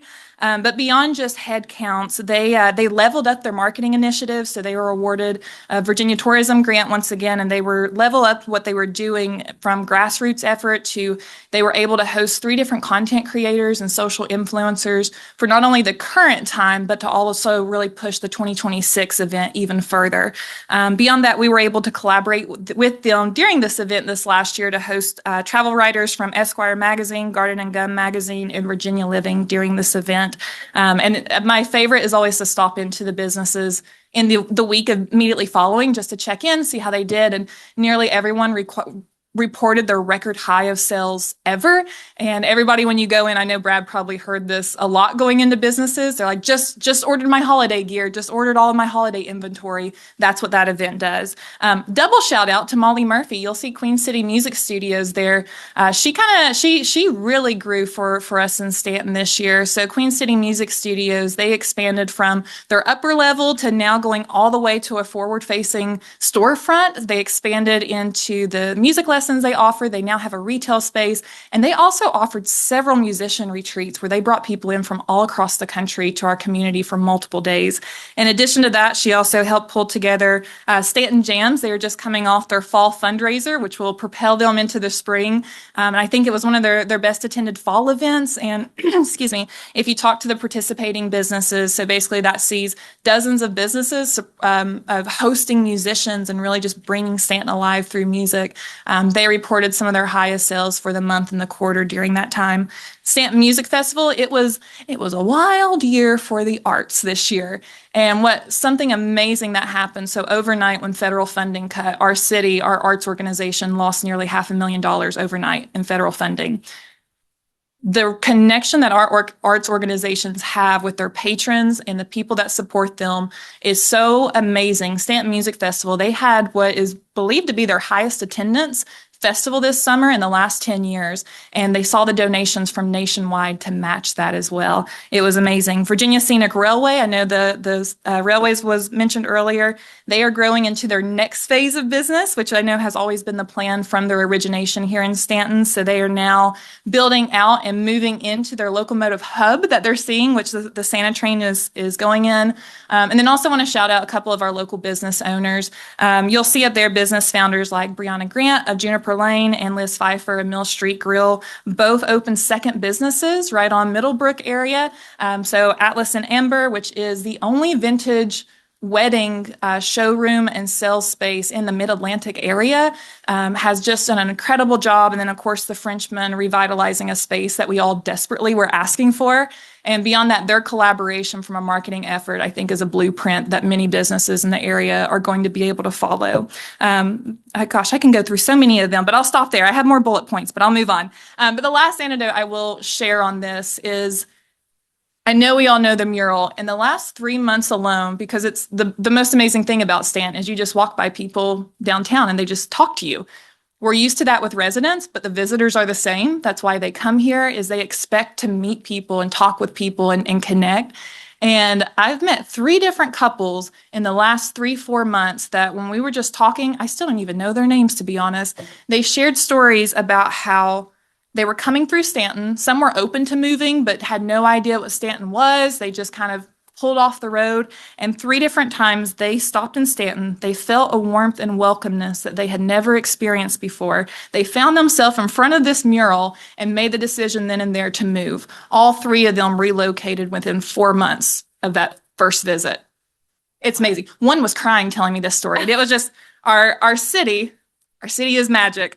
So earlier this year, I shared updates on our current campaign, the Made of Magic. So I won't go too far into the overview of it. I'll touch on a couple points with it. But we launched this in the spring, so March, April, this brand new campaign refresh.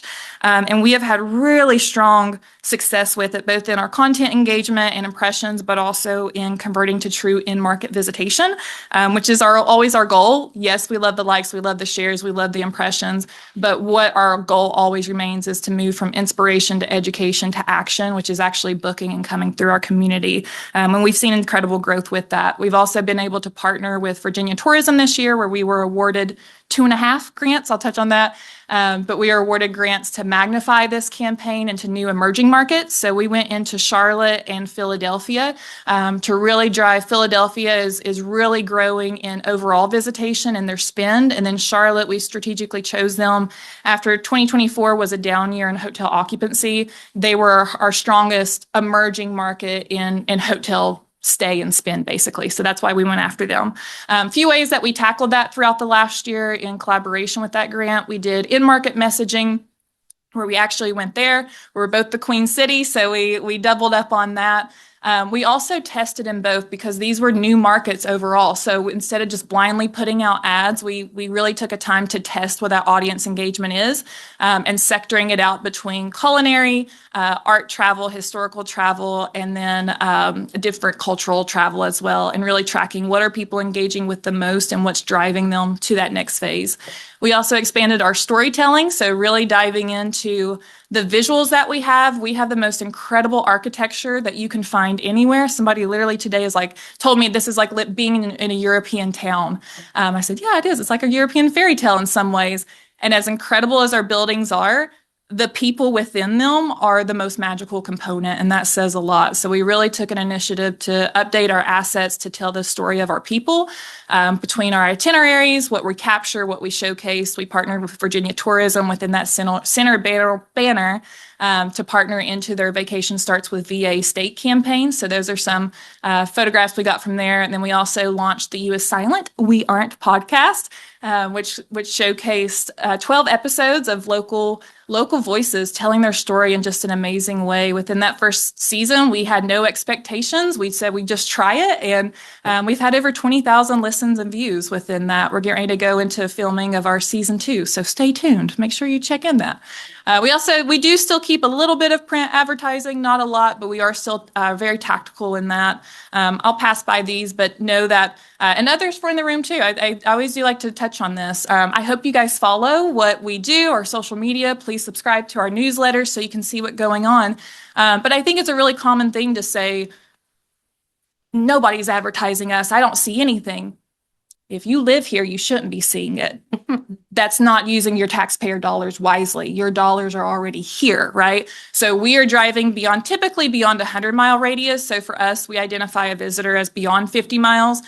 We must primarily go beyond 100 miles because those are more likely to stay overnight, but that does pivot seasonally for when we're driving a little more closely. But these are a couple of the digital marketing ads. We continuously update these, especially seasonally. Within our grant, we are also able to bring in a couple content creators and had really great success, one targeting Charlotte, one targeting the Philadelphia market, and both bringing in over 3 million views during that time. So with that, I will also touch base on a couple other things. Excuse me, 'tis the season. So looking at the last couple years, so what was really interesting is after a drop over the last 2 years in hotel occupancy, which is a little bit of what you're looking at is a hotel snapshot, 2025 at this point, so we still have a couple months left, we are tracking at 6% growth in hotel occupancy and nearly 7% increase in hotel revenue. Additionally, short-term rentals are up 8% in occupancy and nearly 30% in revenue. Right. I'll take a clap or a cheer for that. I'm just kidding. No pressure. No pressure. So, but what the trends that we are tracking within this, I know we talk a lot about the marketing trends that we have, but overall, visitation and spending has been a wild ride this year. Really, the last 18 months, we're all living in the same economy. It's a hard economy. So, a couple changes that we're seeing is we are really thankful that our occupancy is up. You'll also see our average daily rate is really balancing it though. And I think that's something that's helping us, something you're seeing nationwide and in Virginia even. We're tracking above the Virginia rate actually for occupancy growth is places are shooting their rate up so much with inventory that they're losing all the occupancy. And I think in 2024, we had to find out what that balance was. And we've come to a sweet spot of growth now to where our increase in rate is matching, but we're not outpricing ourselves to lose business now. And it's showing in the proof of the people. But what we're seeing also is it's hard to plan. So before the window for booking a hotel room typically was between 3 and 4 weeks. We're now looking at an average of 3 to 4 days if we're lucky. So thinking about a hotel employee scheduling standpoint, how you prep for that, knowing that all of a sudden your weekend or a Thursday night, a Friday night can go from a 25% occupancy to a 55% occupancy or higher. And that's been the shift that we're seeing a lot of. So bless our partners for really diving through that and figuring out the shifts to make sure they're staffed correctly and their inventory is correct. And then the other side of that we're watching is just there's a change in overall spending. So we've been fortunate to stay pretty steady, but I know there's businesses in the room that are probably seeing this too, is people are wanting to come. Overall, the luxury market is really the only market that's doing well this year nationwide. Go figure. That mid and lower economic standpoint it's struggling.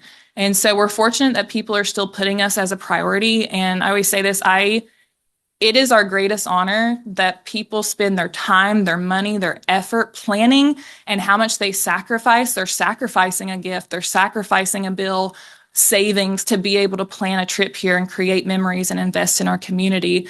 But they're prioritizing what they do a little bit differently. So they're coming from the big things. And instead of when they come, they're doing everything, right? They're eating out every single time. They're going to all the shops. They're not doing that anymore because of the length that the dollar can go. So they're doing the main things they want to and then pulling back. They don't have a cocktail at dinner as much. They don't go to as many shops. So those are just a couple of the trends that are, doing this wave that we're really watching. But given that, here are a couple, this is actually a 2024 snapshot. We're still bringing in the numbers and the data for 25. We've really not seen a ton of change in this as our top 5 markets. DC's been a wild ride this year to say the least, but they are growing back to our number 1. But when they slipped, honestly, Richmond and Roanoke really picked up the slack and continued that we didn't have a drop in spending. But overall, given the pattern of prioritization, we're being really strategic, not only in our marketing, but also in our public-facing PR and the story that we share for our value, both in quality experience and in price comparison. So here are just a couple big wins. I mean, it's ongoing. I hope you guys look into our reports where we do share our PR each month. We were featured in New York Times twice this year. Wow. Thank you. Yeah, wow, Samantha. What? That's amazing. So Awesome job. one being the New York Times, Maud and the Bear, Ian Bowden and his team absolutely knocked it out of the park. So this is one of their best featured issues that they put out overall for the New York Times.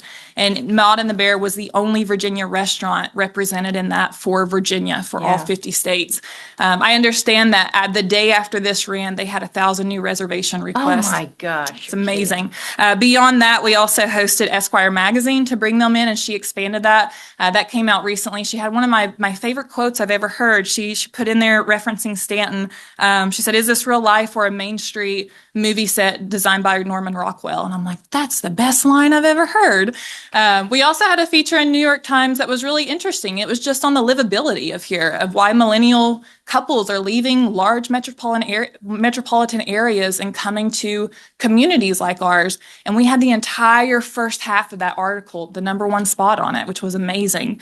So we're really excited to see how that's growing. Also really excited to see Sheena, who couldn't join us today, leading our sales initiative. And so we're placing a continuous ongoing emphasis on our weekday travel and doing that by tackling groups and meeting spaces. And so looking at how we grow and develop this, not only by outreach, but destination development and product development. Development isn't always putting a brick on top of another brick and building something brand new. While that is amazing, it's also looking at the bones that we currently have, those that are currently moving the needle, and saying, how can we pivot something to make sure they can fit into this market as well. So these are just a few that we've worked with in the last several months to see how they can fit into group travel. Vivid Earth Adventure, we brought in a group of international travel agents and had them scale a mountain, and that was amazing. And Casey and his team did an absolutely amazing job. One of the biggest challenges we have in Staunton is group dining. So group dining for 35 to 55 plus people that can do it in a very structured setting. And so we looked at some of our partners, Woodrow Wilson, who is probably the biggest anchor when it comes to group tours. We looked at them and said, hey, you guys have meeting space here that fits conveniently around 70 people. We've started catering lunches there. That tacks that off the list. We've also partnered with Barron Ridge, where not only do they get a private tour, but they get a private tasting, and we partner with Mary Baldwin to cater their dinner there and have live music come in. So we're able to continue introducing them to local artists. Marinos is another example. Stablecraft, we brought groups to the first time. So it's been really exciting to build that out and see how everybody can shine their creativity in a little bit of a different way. And this last thing on groups, when people ask me why I'm so pro motor coach buses, when you guys see a bus coming through town, if they come through one day, and I know I shared this before, that's an average economic impact of $8,000 to $15,000. They don't even have to stay overnight. They just eat a couple times, right? And come to a few attractions. When they stay overnight, it becomes an impact of nearly $30,000 every single night. That's what we're going for. That's why we're trying to build out these developments, because every time we do, we're able to add on another night, another day to their itinerary. Just want to touch on real quick as well, some fancy transition. A couple of our regional partnerships that we're still active in and have been for a while. First is the Shenandoah Valley Tourism Partnership. This is a collaboration we have in the region with 11 other DMOs, destination marketing organizations throughout the valley. These are a couple of the ads that are currently running. That group has done a great refresh and rebuild. We realized we really needed to go back to the strategy and how we were branding ourselves as a region. So beyond a bunch of individuals, we pulled together and say, how do we use this budget to tackle what we can't do on our own within our own budget? So we're working with a great agency. The campaign for that is Come to Your Senses, and kind of a multi-approach touch to that. And then really excited because we split up that region and how we target outside markets. We are also getting ready to go in 2026 to the 10-year anniversary of the Beer Works Trail. We also redeemed several months ago, earlier this year, the 10,000th passport. This year, we've also been able to partner with a shuttle service to offer transportation for the trail service, which we're really excited about, both for them as a business, but also for us, because we know that is a huge gap for us. So we're excited to jump into that. And then not on here, but we also, of course, partner ongoing with, it's called GART, not the best name, but the Greater Augusta Regional Tourism Group, which is a partnership between Staunton, Waynesboro, and Augusta County.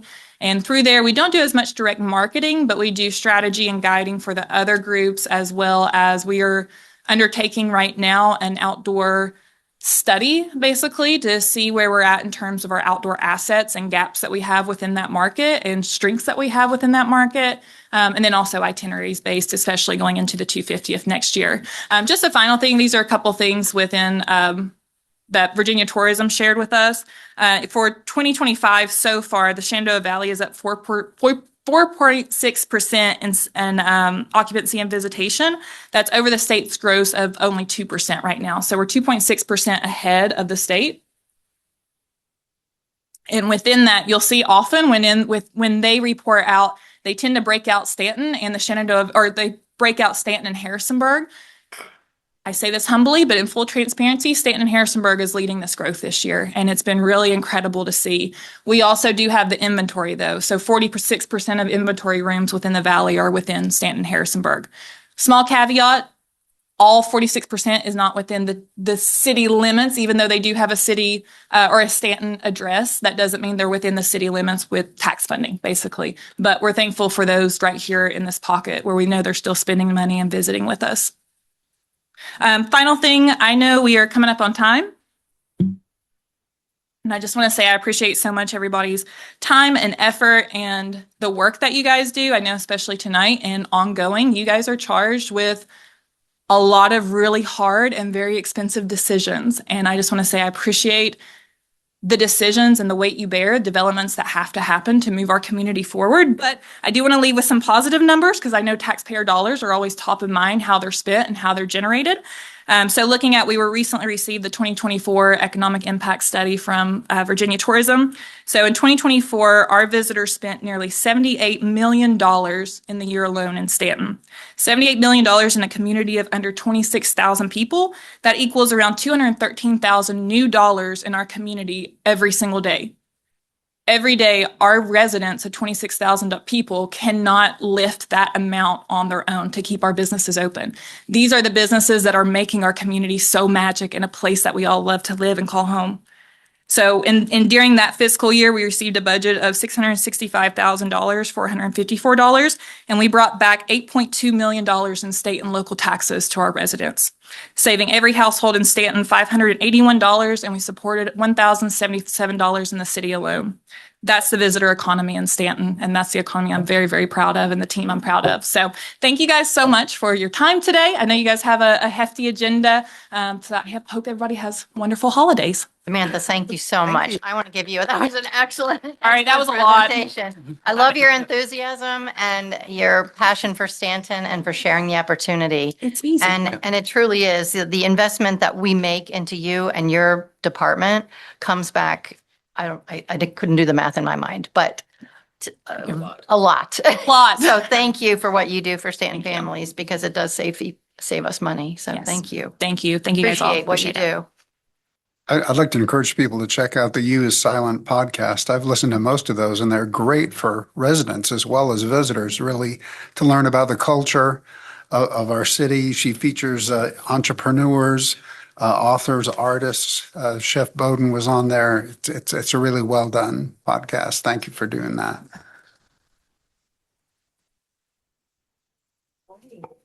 Moving on to item H, an update on tunnel and street repairs on Johnson Street and Byers Street and New Street. So we have several presenters, several staff are here tonight to present this item. We'll kick it off with Lyle Hart. He'll talk about the construction aspects of the project and where we are with that, followed by Miss Amanda DeMayo and Miss Samantha Johnson, who will talk about kind of those business support aspects of what will be happening during construction. So I'll let Mr. Hart get started. Good evening, Madam Mayor and Council. Good evening, Mr. Hart. Thank you for being here. Sure. Well, as Leslie mentioned, I want to give you guys an update as we are moving from the design phase to the construction phase of the tunnel and street repairs in the area in and around the wharf, mainly the streets that are in the vicinity of the wharf. So just a quick recap of the time frame. Back in March, we started in earnest the design of the tunnel repairs under three areas of streets that were found to be in immediate need of repair of the tunnel. And in October, we advertised for bids for that. And then not listed on the screen here, but in November on the 20th, we did open the bids. And actually there was one bid, and that was from Valley Infrastructure out of Lexington, Virginia. And their bid was $4.62 million for the project. And so we are working through the getting things under contract and anticipate that contract being awarded by the end of this month, with anticipation of actual construction to start in the ground in late winter coming here in a few months. So I want to talk some more through that. Again, the repair goals for this project is under the city streets that are affected is public safety first. So we can return to streets that are fully functional in the downtown area and do that while minimizing the disruption to the wharf areas as much as possible, and do it in a way that's cost effective. And what we do here, what we're spending our money on and time and disruption, we want these to be long-term solutions under the streets. And you guys have seen this before, are now familiar with this, but just as a recap, the three areas that this particular project is going to be focused on is the Byers Street tunnel replacement, the Johnson Street tunnel replacement right in front of the parking garage, and then also to the east near Mill Street, the New Street tunnel repairs. And those are the areas that were identified when Wiley Wilson did their tunnel evaluation and survey back last winter going into March as, hey, these need immediate mitigation. And again, here's under the Byers Street, we had some severe concrete delamination where it's starting to separate from the rebar. Here's a few photos from in the area underneath Johnson Street or adjacent to that, where the concrete's spalling and you can see a lot of the steel corrosion. And then this is near the opening at South New Street, where had some of the similar issues, as well as not shown in the picture is a 6-inch water main that's in not the greatest shape, that'll also be replaced as part of this project. The approach is a top-down approach, come through the road surface rather than trying to reconstruct from underneath due to safety and also access.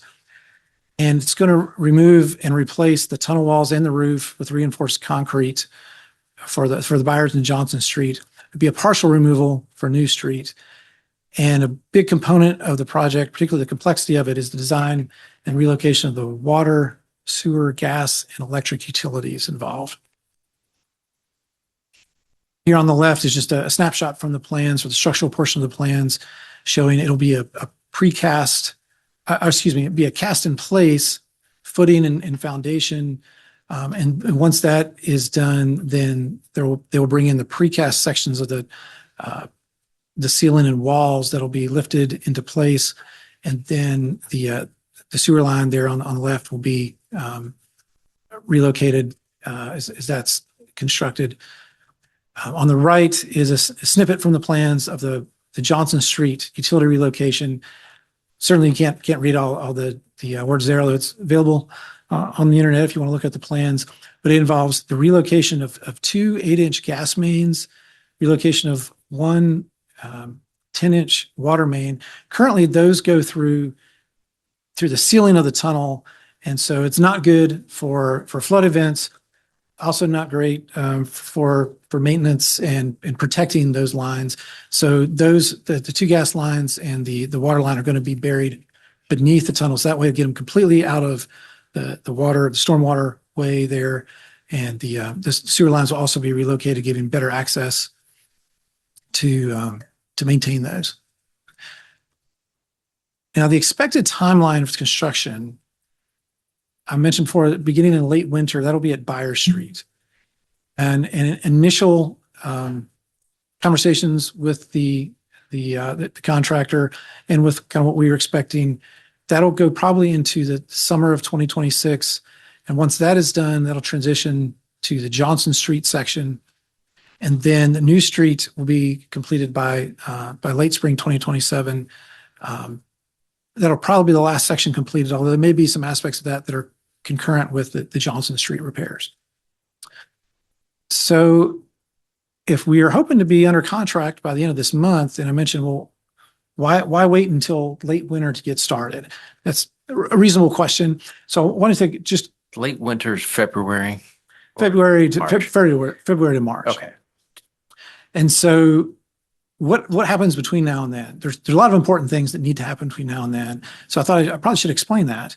And so the pre-construction activity, what all needs to happen prior to the boots on the ground, shovels in the ground, mobilization, construction activity.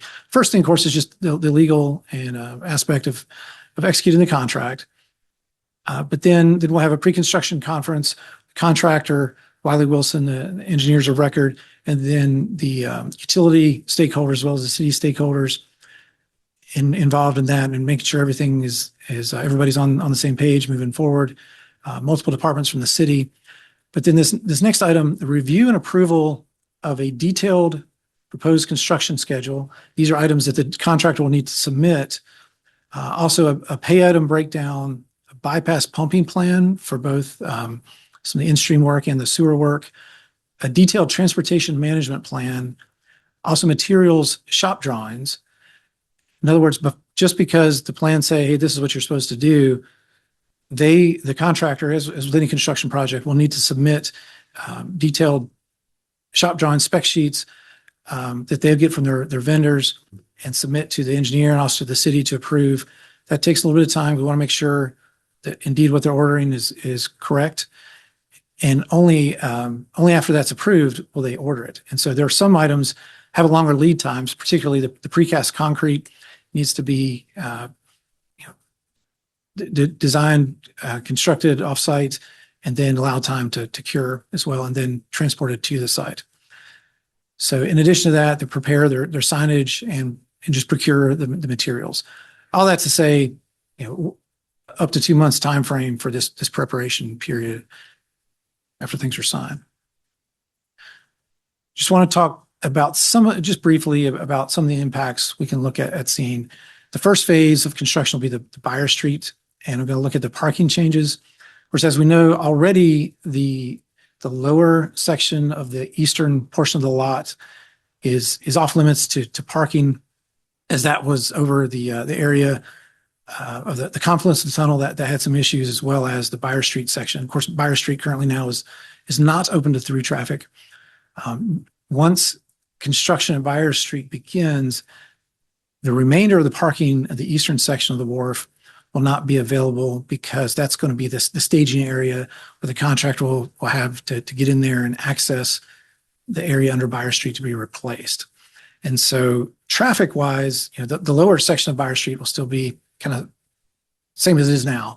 We'll make sure they have there's access to the businesses and the residents there. But want to let folks know that side of the parking lot, that side of the wharf parking lot will not be available during that time.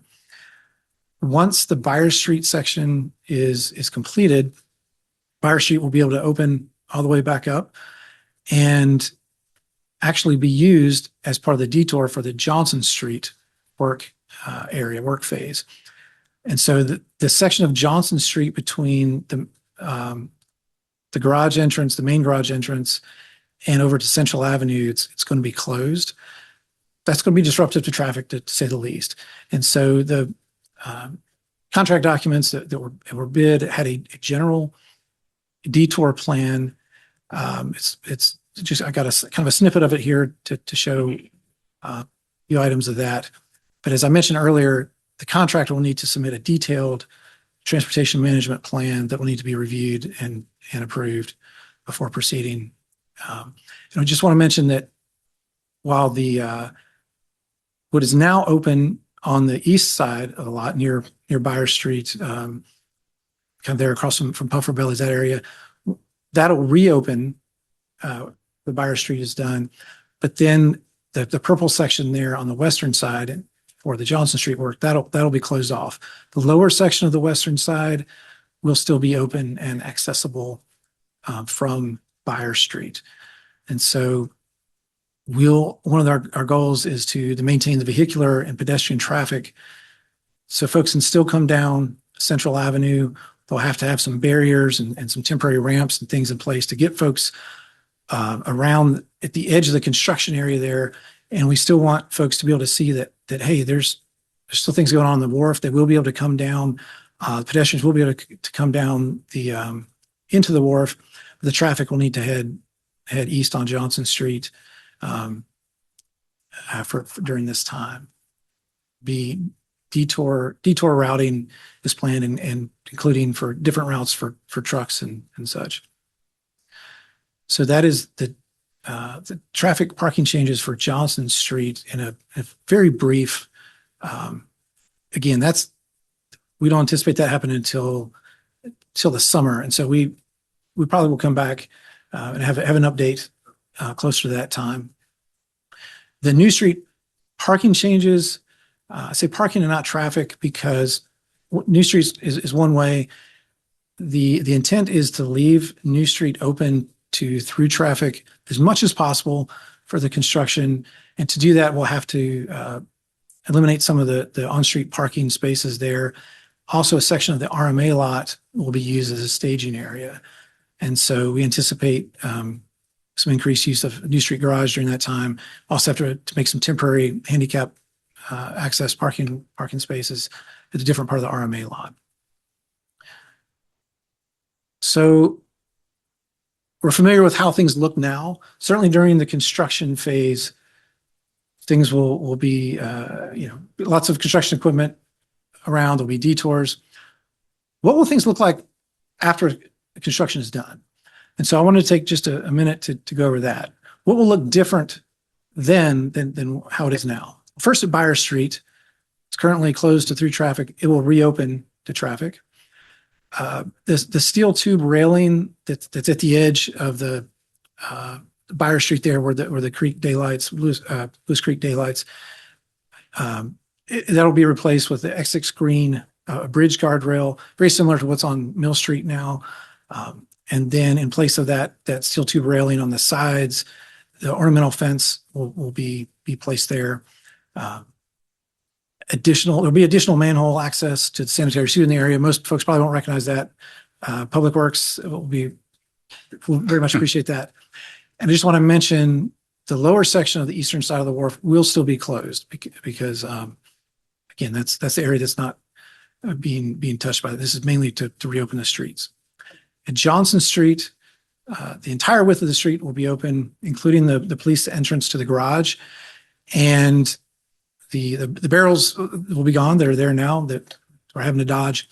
The 4 large trees, the Zelkovas that are there just on the south side of Johnson Street, they're going to have to come out. One of them is in bad shape anyway, so they will be replaced with younger trees in kind. We work with Matt and city horticulturist on that.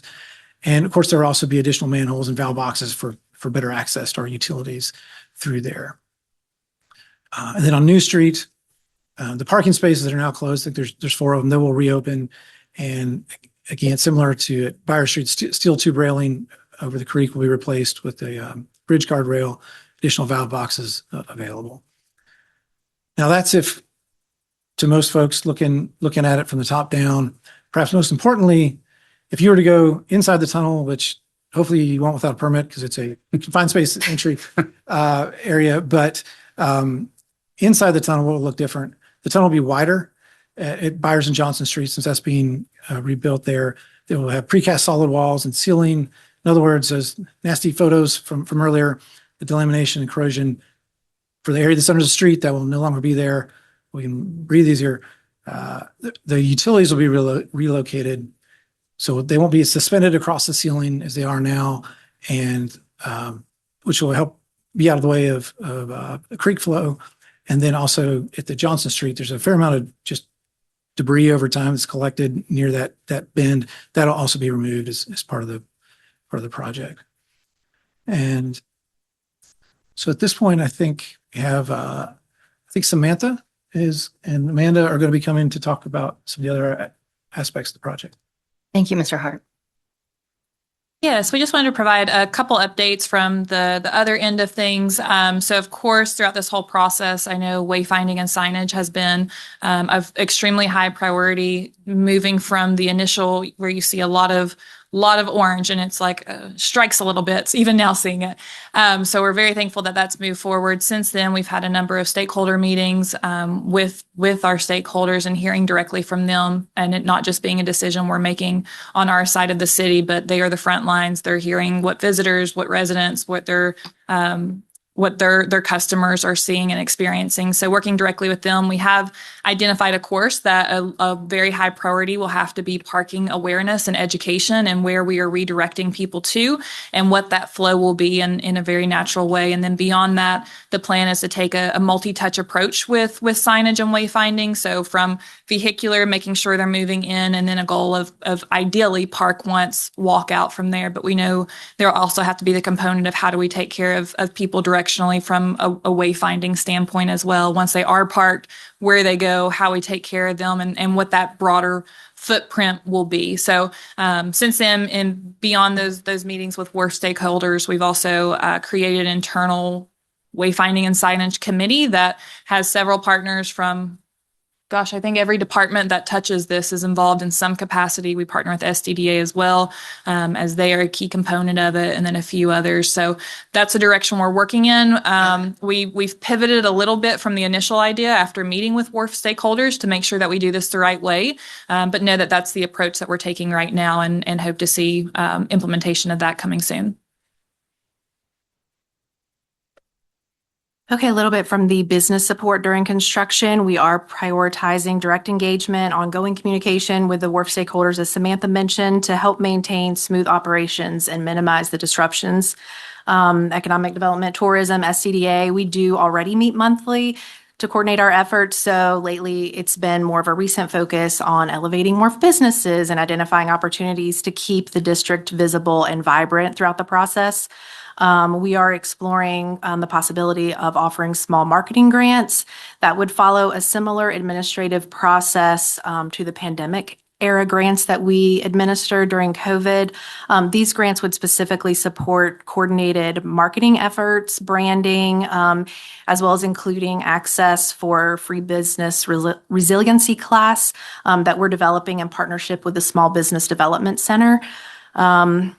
So also with our approach, we've reached out to neighbors and tried to draw from lessons learned, comparable projects, including our own Big Dig in Staunton. If you all remember that, if you were here and a part of that, that was a big project similar. And more recently, Albemarle County's Rio Road Tunnel project. So we're trying to apply those proven best practices and, ways that supporting businesses who are affected in this can be helped. Overall, our goal is to maintain business continuity, keep the wharf active and welcoming, and support our business community through every phase, reminding everyone there is a light at the end of the tunnel, no pun intended. Figured Mr. Blair would like that one. For communication, we will continue to share timely updates through the project webpage, where Josh will post progress reports, photos, timelines, FAQs. All public notifications, news releases will be issued prior to each project phase to ensure the community stays informed. So, we've thrown a lot of information. Thanks for hanging in there. I think through all this, it's important, though, to remember we're not just completing a construction project here. We're investing in the long-term vitality of the wharf because ultimately the work and disruption are temporary, although this seems like a long timeline. But the commitment here with our team is to a thriving, resilient wharf. That's permanent. So this really concludes our presentation and update. We're open to any questions we may or may not be able to answer. But thanks. Well, to be sure I got this right, so starts on Buyer Street, closes down that side, the non-farmers market side. That's where they stage the equipment, work on Buyer Street. Finish Buyer Street, shift over to the upper towards Puffer Bellies side of the farmers market side. Yeah, across from the garage. That's where they keep but you can still park in that lower part. Correct. That was still closer to Bistro. Right. And that's their staging area for the equipment to work on Johnson Street. And that's when all those other detours start on. And the new street is just a couple parking spots. And part of the RMA lot. Right. Yeah, part of the lot for the equipment. Okay. Thank you. Any other questions? Congratulations. It just seems like a lot of thought and care has gone into planning this and consideration of all the different pieces and the sequencing. So a terrific job in thinking it through. I was a project manager and I know at least 50% of success is in the planning. So I think, you've done a great job planning. I appreciate that very much. Just a couple of questions. Is Virginia Scenic Railway one of the stakeholders in those monthly wharf meetings? Have they been involved at all? Are they big?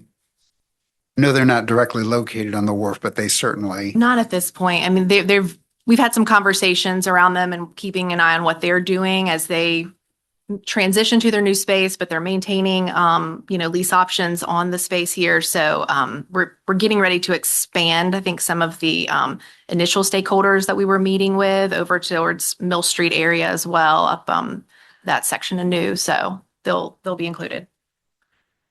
I appreciate the comments about trying to take things into account. That has added to the complexity with the multiple stakeholder utility, Columbia Gas and Dominion. So appreciate working with them.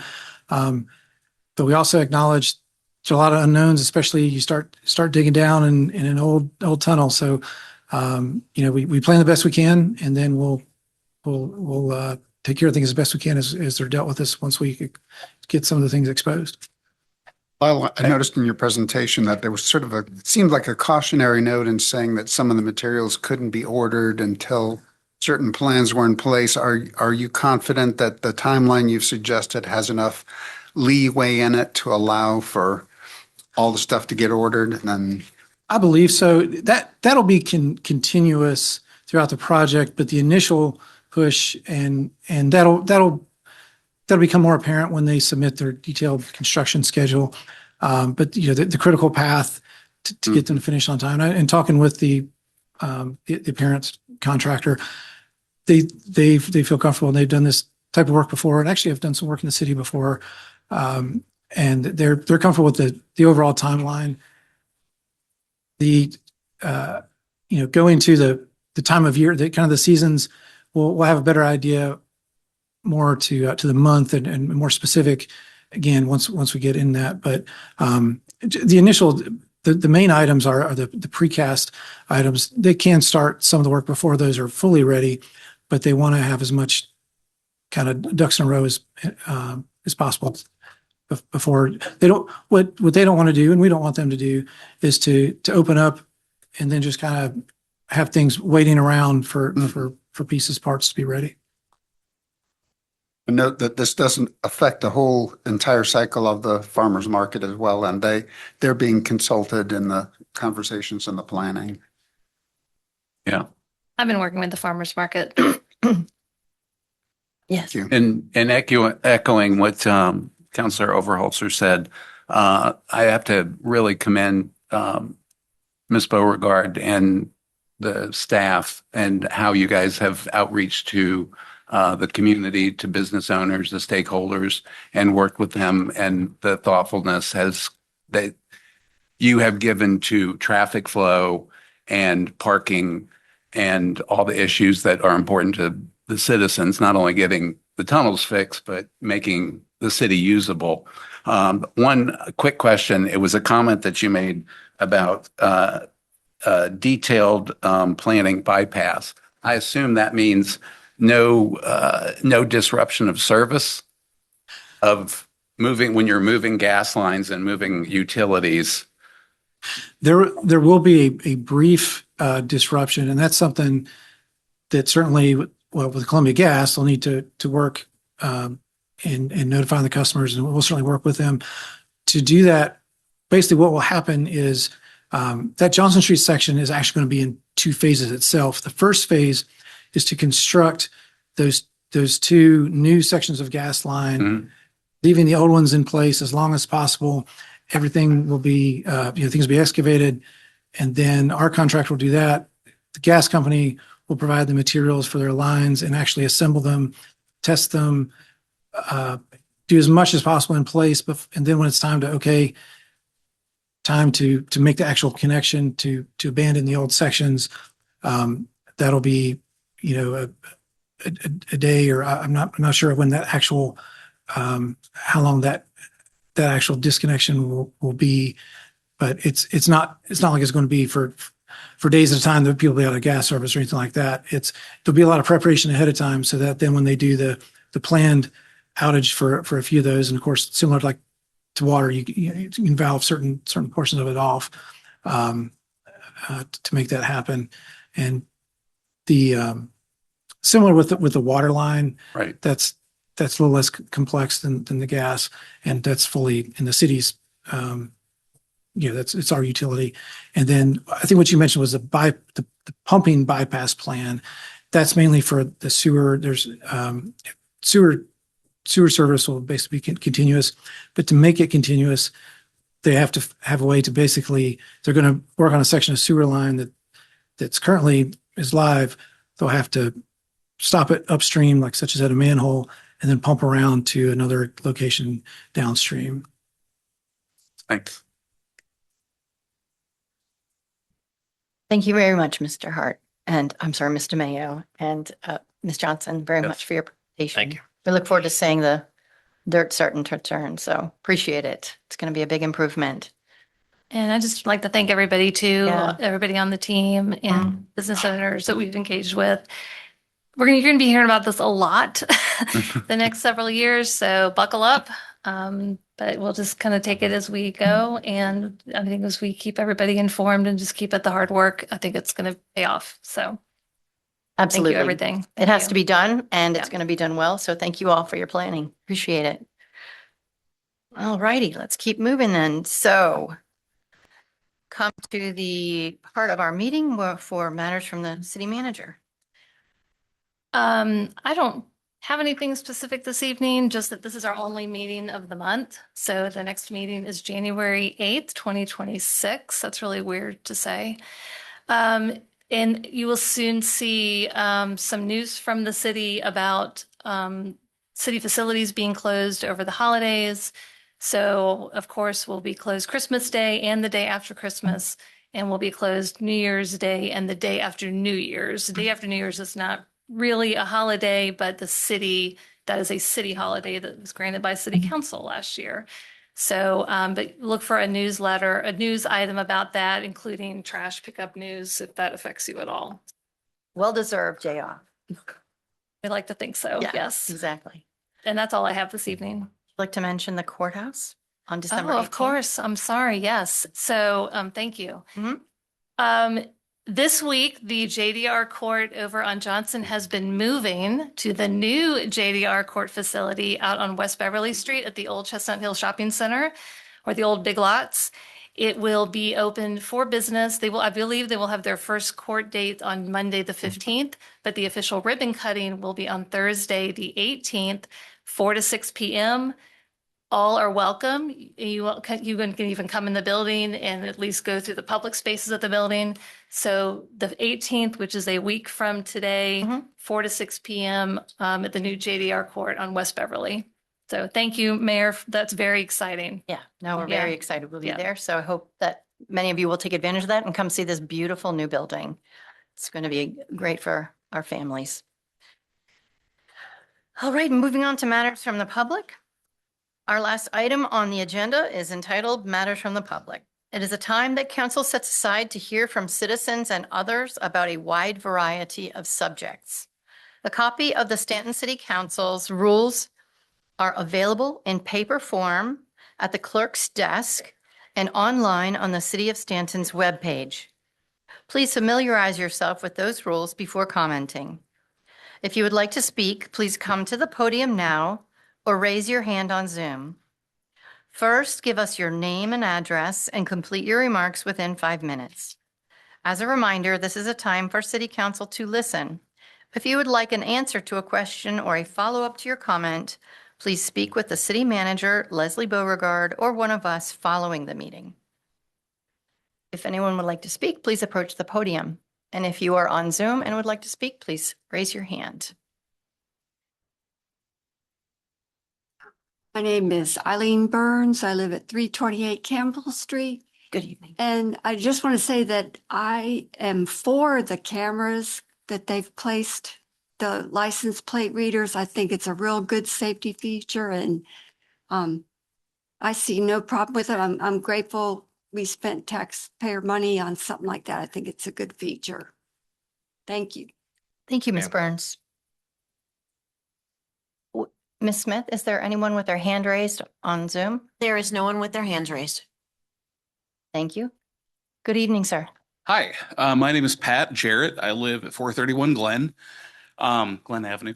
I would like to speak in exact opposition to the previous speaker. I think the flock cameras are a bad move. I think it's surveillance that is completely unnecessary. I, for one, don't have Alexa devices in my home. I don't have Ring cameras on my house. I do not trust the corporate oversight of this data that is freely flowing. And through an expose by Virginia Investigative Reporting, the Bridgewater cameras were accessed some, I think, 5 million times and not known by whom. This is terrifying. Who's tracking us? Why? What AI filters? Where is this going? What is this? It's obviously tracking movement. I've read other stories where ICE is using this to track down humans and to disappear them. We've seen that in Harrisonburg. We've seen it in Charlottesville. People are being disappeared. This seems complicit. I think that I think that these cameras are a bad move and they should not be within our city limits. Thank you. Thank you, Mr. Jarrett. Ms. Smith, do we have anyone with their hand raised on Zoom? There's no one with their hands raised. Thank you, Ms. Smith. Good evening. Hello, Good evening. my name is Deborah Kushner and I'm a Stanton City resident. Last week, Flock Safety started a new phase in their surveillance. They now partner with both Ring and Amazon Sidewalk to create a mesh of surveillance that can track individuals across 90% of the country with amazing precision, using Ring, Echo, Tile, AirTags, security cameras, smart locks, and more. AI is the backbone of Flock and detects patterns, not just when and where you drive, but where you live, work, go to school, and now also where you go for medical coverage, your medical records, your marriage records. These are the consistent incursions into our liberties.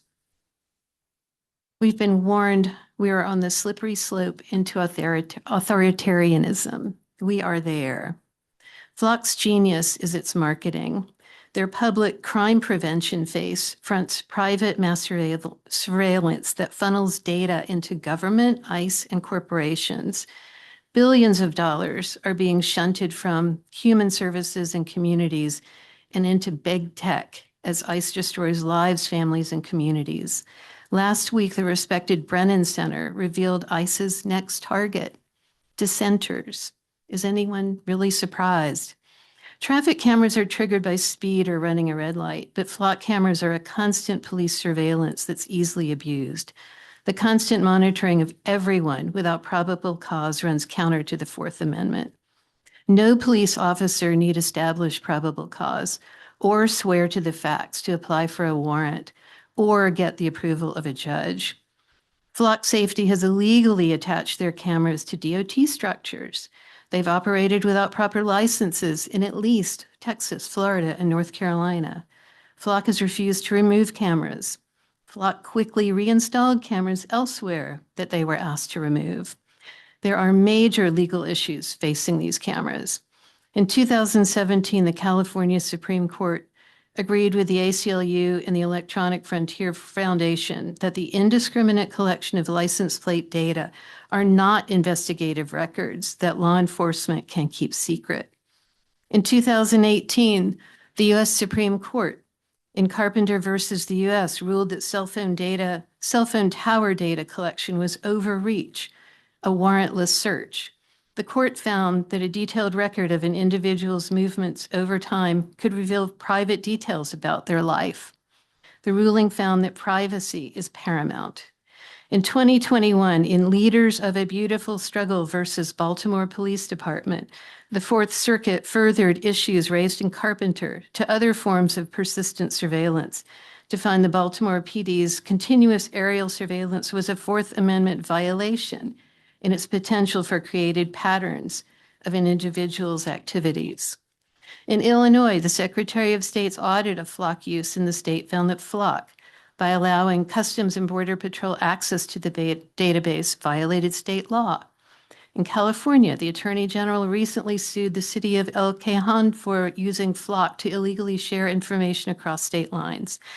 Last month, a Skagit County, Washington court ruled that automated license plate reader data are public records, meaning, that the data may have to be downloaded in order to comply with records requests. That judgment caused several Washington localities to cancel their Flock contracts. In mid-November, the CEO of Flock called the DFlock app that shows the location of Flock cameras a terrorist organization. And in late November, a federal judge in Norfolk released the location of about 600 Flock safety security cameras in the region. A pending suit in Norfolk challenges Flock on Fourth Amendment warrantless search grounds. Flock tried to intervene late in the case and was denied.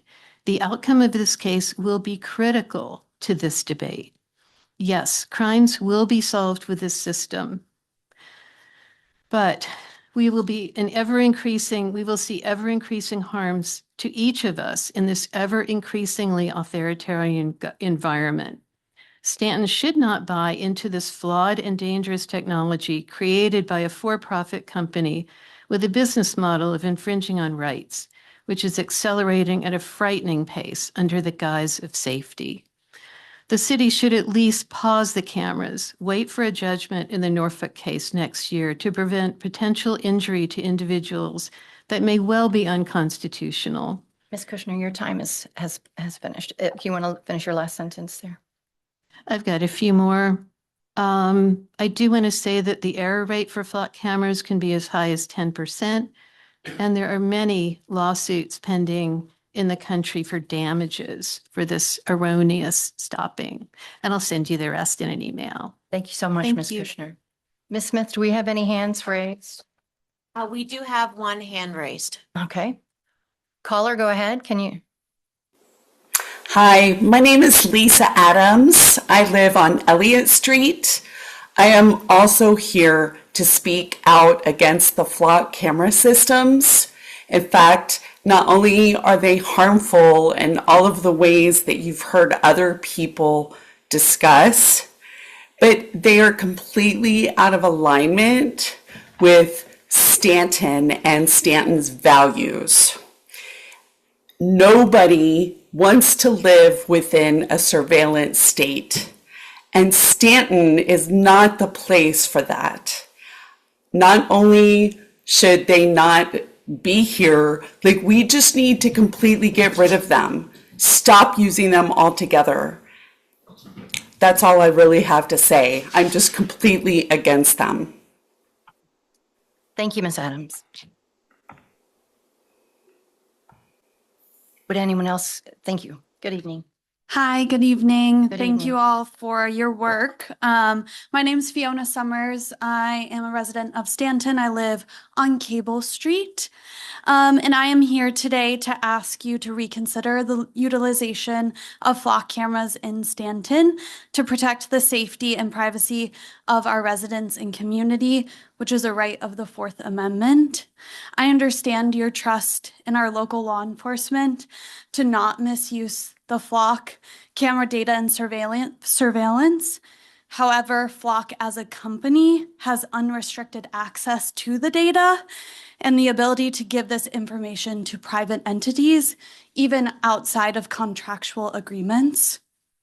For example, they have given their data to ICE, Border Patrol, and other entities outside of their contracted boundaries. And what I mean by this is these organizations were given backdoor access to this data. Therefore, Staunton law enforcement or city council cannot ensure where this data goes, despite any contractual agreements you might have with Flock as an organization. This poses a threat to our community members, as Flock, as previously mentioned, can have over a 10% error rate and has the potential for community members to be wrongfully targeted. And we should not allow that in our community. As you know, the role of city council members is to represent their constituents' needs and concerns. There's a long list of people in Staunton who are concerned about the presence of flock cameras in our community. I am asking you to listen to your constituents and end the use of flock cameras to protect the safety and Fourth Amendment of your residents. Thank you. Thank you, Ms. Summers.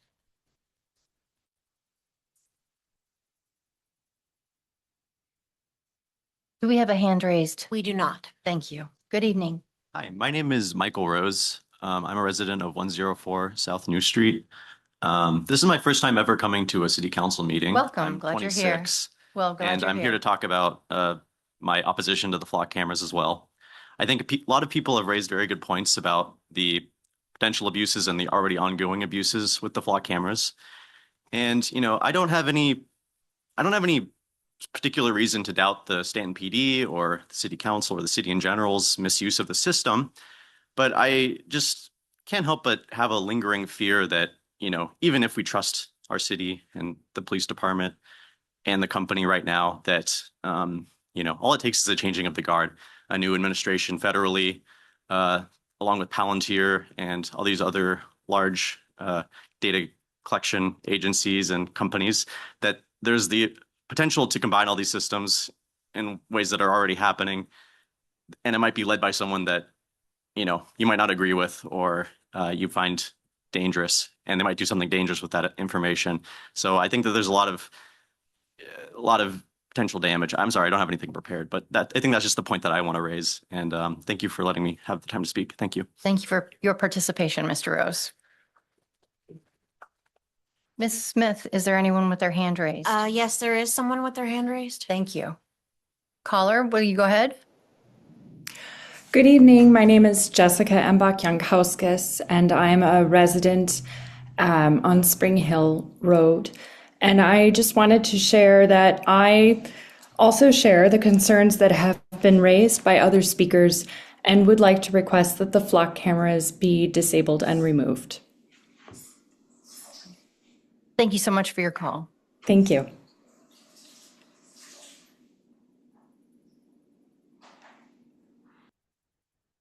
Hi, I'm Maggie Worthington. I'm a resident of Staunton. I live on Englewood Drive. And obviously, you've heard a lot of great points tonight. I don't have a lot of specific data to share. I think a lot of the information that I wanted to share has already been spoken. I, again, understand the trust in, Staunton Police Department and the best intentions on your part to, protect the privacy of citizens. And I'm sure there are many arguments to be made that this is just a tool. But it's really important to understand whose hands are holding the tool. If it were only, our local officials who were controlling the data or who were using this tool, I might still be nervous about it, but I'd be a little bit more trusting. I have a lot more trust in our local city. But the fact is, you and I have no control over whose hands are actually wielding this tool. We don't get a say in that. We only get a say if we participate in using it. So the fact that this company profits off of data brokerage, the fact that they have worked with ICE and other organizations without a contract and didn't even clarify that until after the fact. There is no guarantee. There's no promise that they will not misuse this data. In fact, they already have. So I think it's just kind of preposterous to put our trust in that. And I agree. I want to also second that it just feels so out of touch with what the city of Staunton represents to me. And I care very much about this place. I love living in Staunton. I know, everybody that I know who lives here loves living here. I would really hope we can keep it that way. I really hope that, we continue to trust the culture that we have here. This is not by any means some sort of crime capital. I don't understand why we would need to put such risk, to our privacy and our rights to solve how much crime are we really solving here? How much is this risk actually worth it? I just don't think it's worth it. And I thank you for your time. Thank you so much. Ms. Smith, do we have a hand raised on Zoom? We do not. All righty. Is anyone here that would like to speak?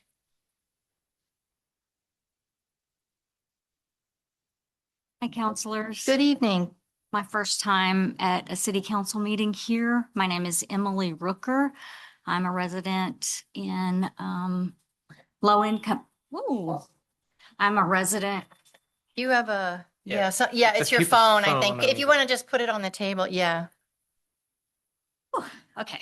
I am a resident of Staunton on Spring Hill Road. I happen to be someone who lives in low income housing.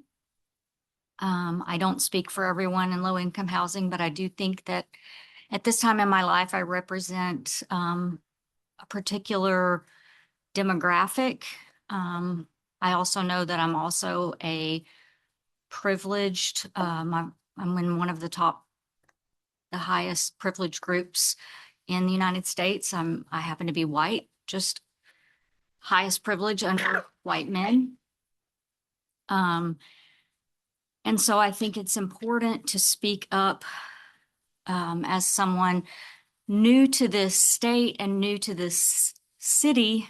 I really, really like living here. I really like Staunton. I'm also a survivor of some violence in my past. And I think it's important that I say that because in my particular case, I wasn't in the same demographic that I'm in now in terms of poverty, but my abuser had family members and friends in law enforcement, and also had family members and friends who were judges and attorneys, and had pretty open access to whatever that person wanted. Not because any of those people were bad. None of them were. I think they were well-meaning, wonderful people. The particular person that I was abused by was the bad apple, but had friends and family members that were willing to do anything for him because he was just a great guy. That they thought he was a great guy. They loved him, they cared about him, and that's fine.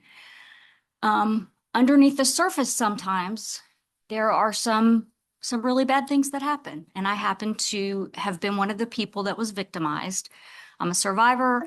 I feel like I'm doing a great job. I'm living my life. I'm here. And my time runs out. Please stop me. But I am trying to make a point that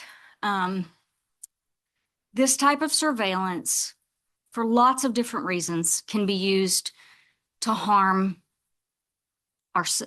our own people in our community that we care and love about.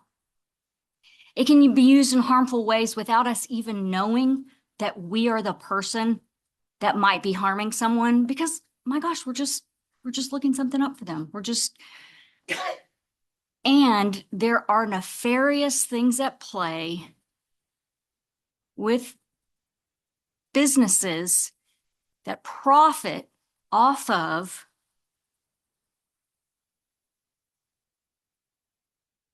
things that are not in alignment with our Constitution. You know, we have a Constitution for a reason. And if you want to keep these cameras in play,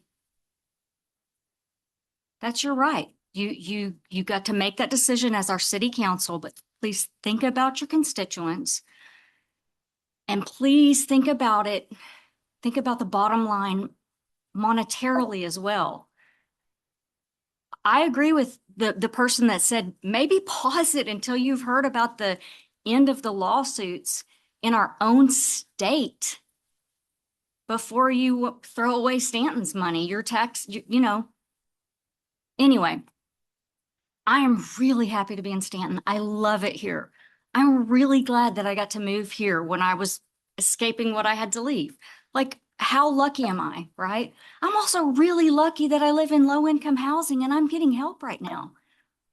I would hate for someone else who went through what I went through to become a victim in our town because of some things that unfortunately I know about. And I think that maybe some of you don't. And I think maybe that some of you do, you know, and it's really scary.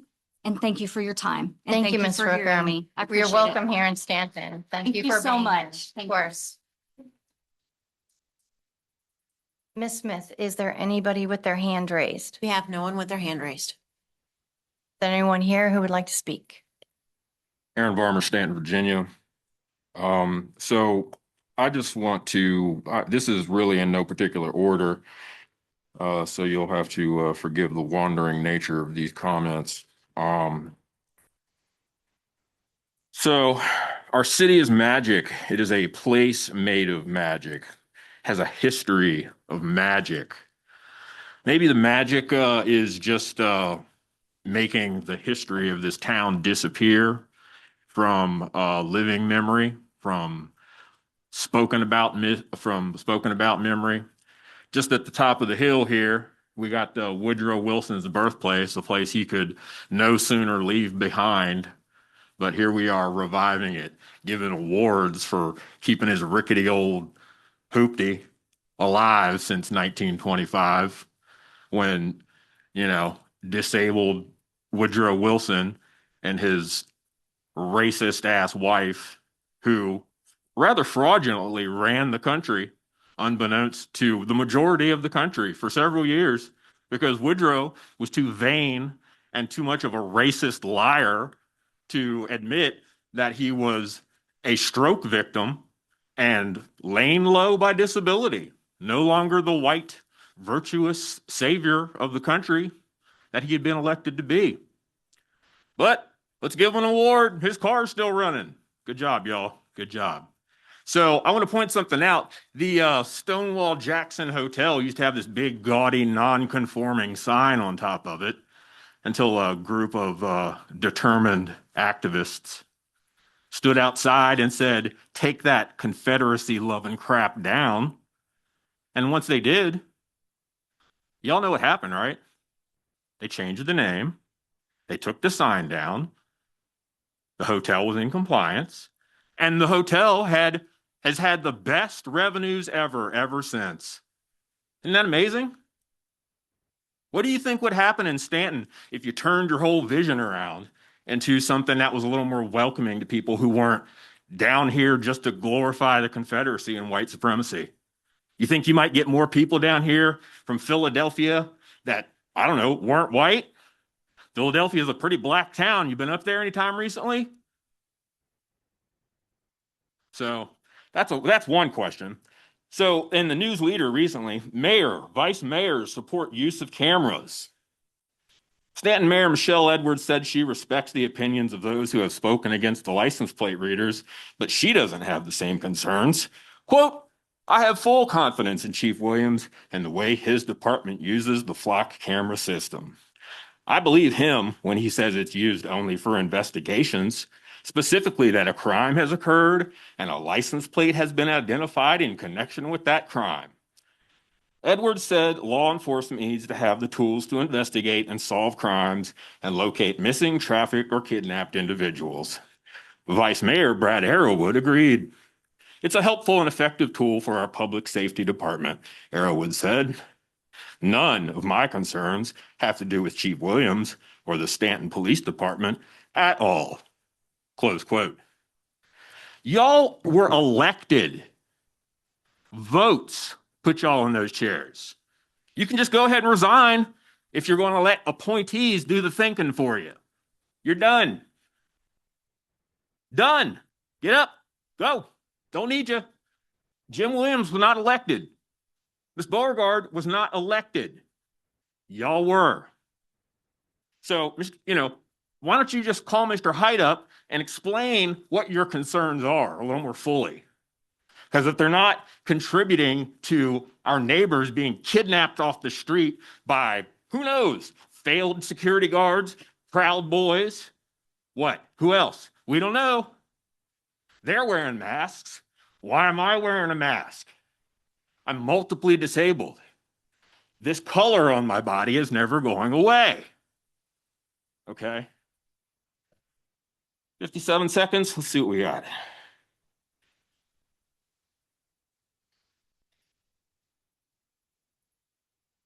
Fascinating.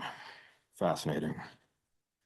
I'll just read one of these stills from The Birth of the Nation, D.W. Griffith's epic 3-hour film, the first film ever shown in the White House. Here's a frame from that film. "The white men were roused by a mere instinct of self-preservation until at last there had sprung into existence a great Ku Klux Klan, a veritable empire of the South, to protect the Southern country." Woodrow Wilson.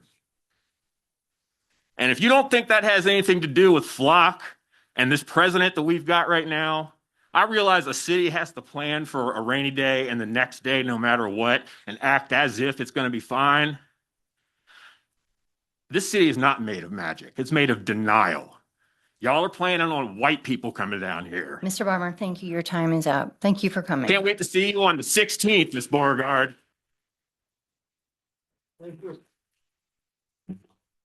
Ms. Smith, do we have a hand raised? There is no one with their hand raised. All right. Is there anyone else who would like to speak? Good evening. Good evening. How are you this evening? Doing well. I brought my son, John Willis, because this is more interesting than YouTube. Good evening, So, John. Is this your first meeting as It well? probably is. I don't know.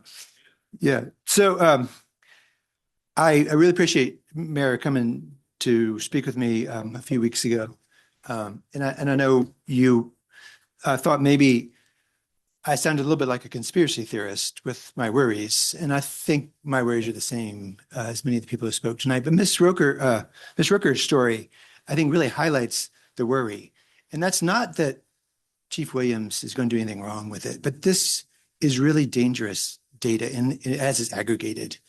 And there are real stories where people use it to abuse people, just like she described. And that really happens. And so what we're saying here is, do we trust flock safety, really? So I don't think many of us distrust Chief Williams or think that he's not doing a good job running the police department. You guys are not doing a good job supervising him. But flock safety is part of a aggregation of data, and it's gathering really personal data about all of us. You too, right? You too, when we're driving in and out of Staunton, that gets aggregated with the Ring cameras. You know, I rode the Capitol what's that bike route that's, goes down from Richmond to Williamsburg. A little bit of that the other day, and there was Ring camera on every single door of those not apartments, but townhouses along as you're going out of Richmond. And so you put that together with license plate readers, you put that together with all these other things, you can really track us all the way across the nation. And so Staunton owns the data, but we're sharing that with all of the police departments across the state, at least, right? And so there are police departments across the state of Virginia who have been shown to have shared data with ICE, right? Isle of Wight, Fairfax, those came out in the NPR story that's from, I think, July of this year. So what Flock is doing, they have a goal of being a $100 billion company. The CEO of Flock Data says, I can eliminate crime in America. This is outrageous that AI tech surveillance is going to eliminate crime. That's not how it works. They don't even require to talk about how worried they are about their data. So they could fix this tomorrow, but they don't even require multi-factor authentication to log on. I can just share my username and password. If they fix that tomorrow, that doesn't mean they've solved that problem. That just shows how careful they are with their data. They're not being careful with their data. I noticed, just by way of the VDOT presentation, the car, you guys had somebody had blurred out the license tag, right? Because that's important private data. And in your own presentation, the license tag is blurred out because we don't want people to know the license tags that are driving through that thing. So I don't trust every officer that has access to our data through Virginia and the nation. Staunton shares its data. I don't trust the partnerships that Flock is making with the data aggregation companies that gather all this data and make it it's really dangerous. Right now, our office has an account with Westlaw where we can log on to these accounts, and we have to check all these boxes, say we're using it for all the proper purposes. But if I want to stalk somebody, I can check all the boxes, and I can go and I can type that stuff in, and I can get access to that data. We don't have Flock data at the moment, but that's the only protection in those data aggregation companies is the fact that I'm checking boxes as I'm logging on, saying that I'm going to do it. And in the article that was mentioned, it's a misdemeanor to misuse the data for the police department, but do you think police officers are going to charge other police officers with misdemeanors for using this data? That's not how it works. Yeah. Despite the best intentions of police officers, this is not how it works. 52 seconds.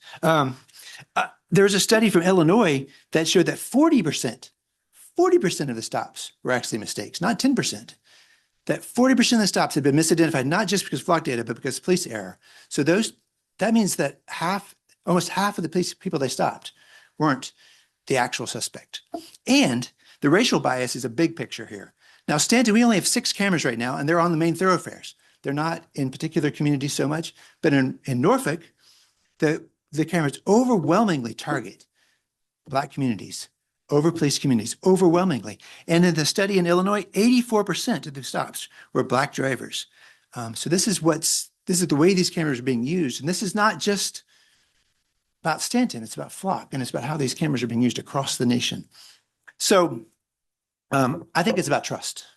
And I think that we can't trust Flock safety. And that's where I think we have to draw the line. The Chief Williams, the police department, they're doing great work. We solve crime. I'm sorry, your time is up, Mr. We- Mr. Barron. Yes. I've given you a little more We solve leeway. crime by education, employment, access to addiction services, and community mediation, not by AI technology. So I really appreciate it. Thank you. It's gonna be really hard to pay for a bunch of capital improvements in this Is town there- when it gets sued Is for there a excuse civil me. rights case. We need to have, Civil rights suit. we need to respect Yeah, we the need to chambers. respect a civil rights suit. Is There Ms. is Smith? no one with their hands raised. Thank you. Is there anyone else who would like to speak from in this room?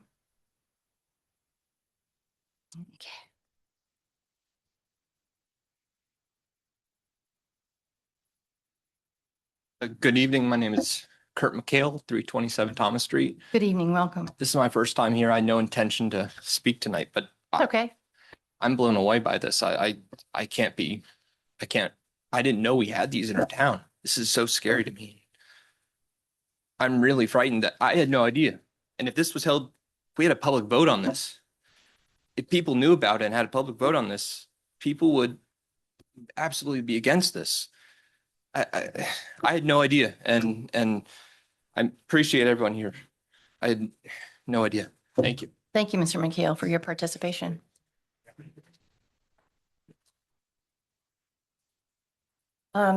We have no hands raised. Yes, sir. Hi, good evening. I just want to kind of go through and give my synopsis of what You I've give heard your today. name. Oh, I'm sorry. sorry. No, that's okay. My name is Samuel Shore, North Madison Street. A new Staunton resident. Really I kind of want to go over is what people have said so far. So the big things are trust. We trust you. Some of us trust the police department, but we don't trust Flock. And I think the other big part of that is accountability.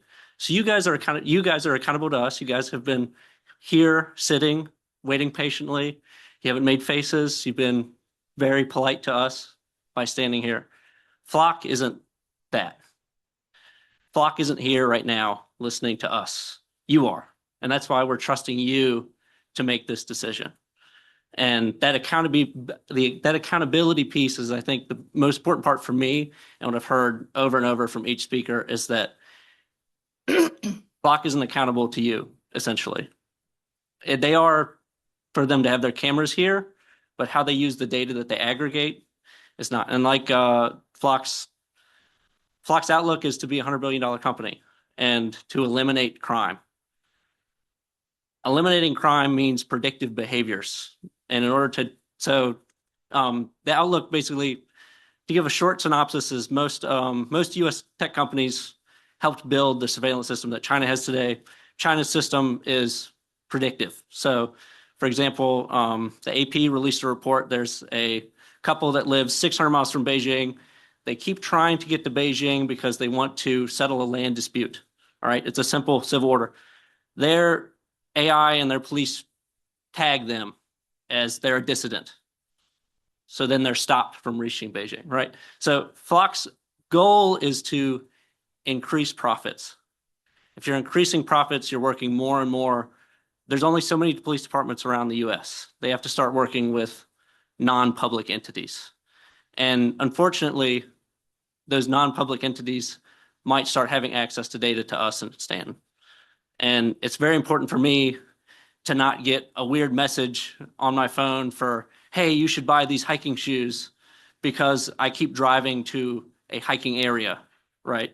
Like that's where it starts and then it ends in more insidious behaviors. And I think what's really important is there was a really personal story shared tonight that talked about how police and people in general can abuse power.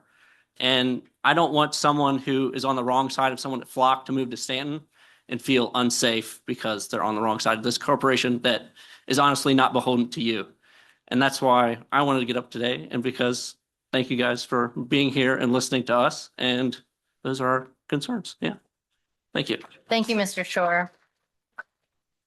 Thank you, Mr. Shore, and welcome to Stanton. We're glad you're here. No one has their hand raised. Is there anybody else this evening who would like to wait. speak? I'm Oh, sorry. I'm sorry. All right.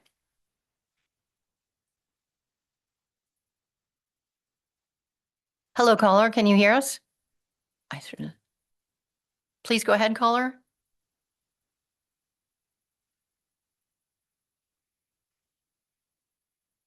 Caller, can you hear us? If perhaps you have your mute on? No? Yes, he's muted. Sir, or ma'am, could you please unmute yourself so we can hear you?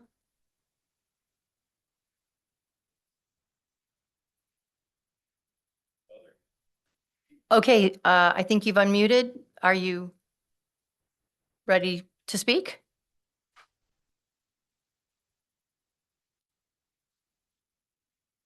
Caller, we can't hear you.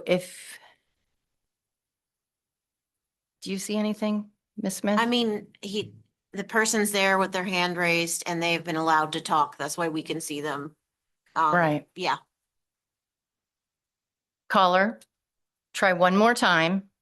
Otherwise, perhaps hang up and try again to see if you can reconnect, but we cannot hear you. Okay. Sorry about that. Okay, I'm sorry that we did not get to take your call this evening. Is there anyone still in this room who would like to speak? Ms. Smith, is there anyone else with their hand raised? No.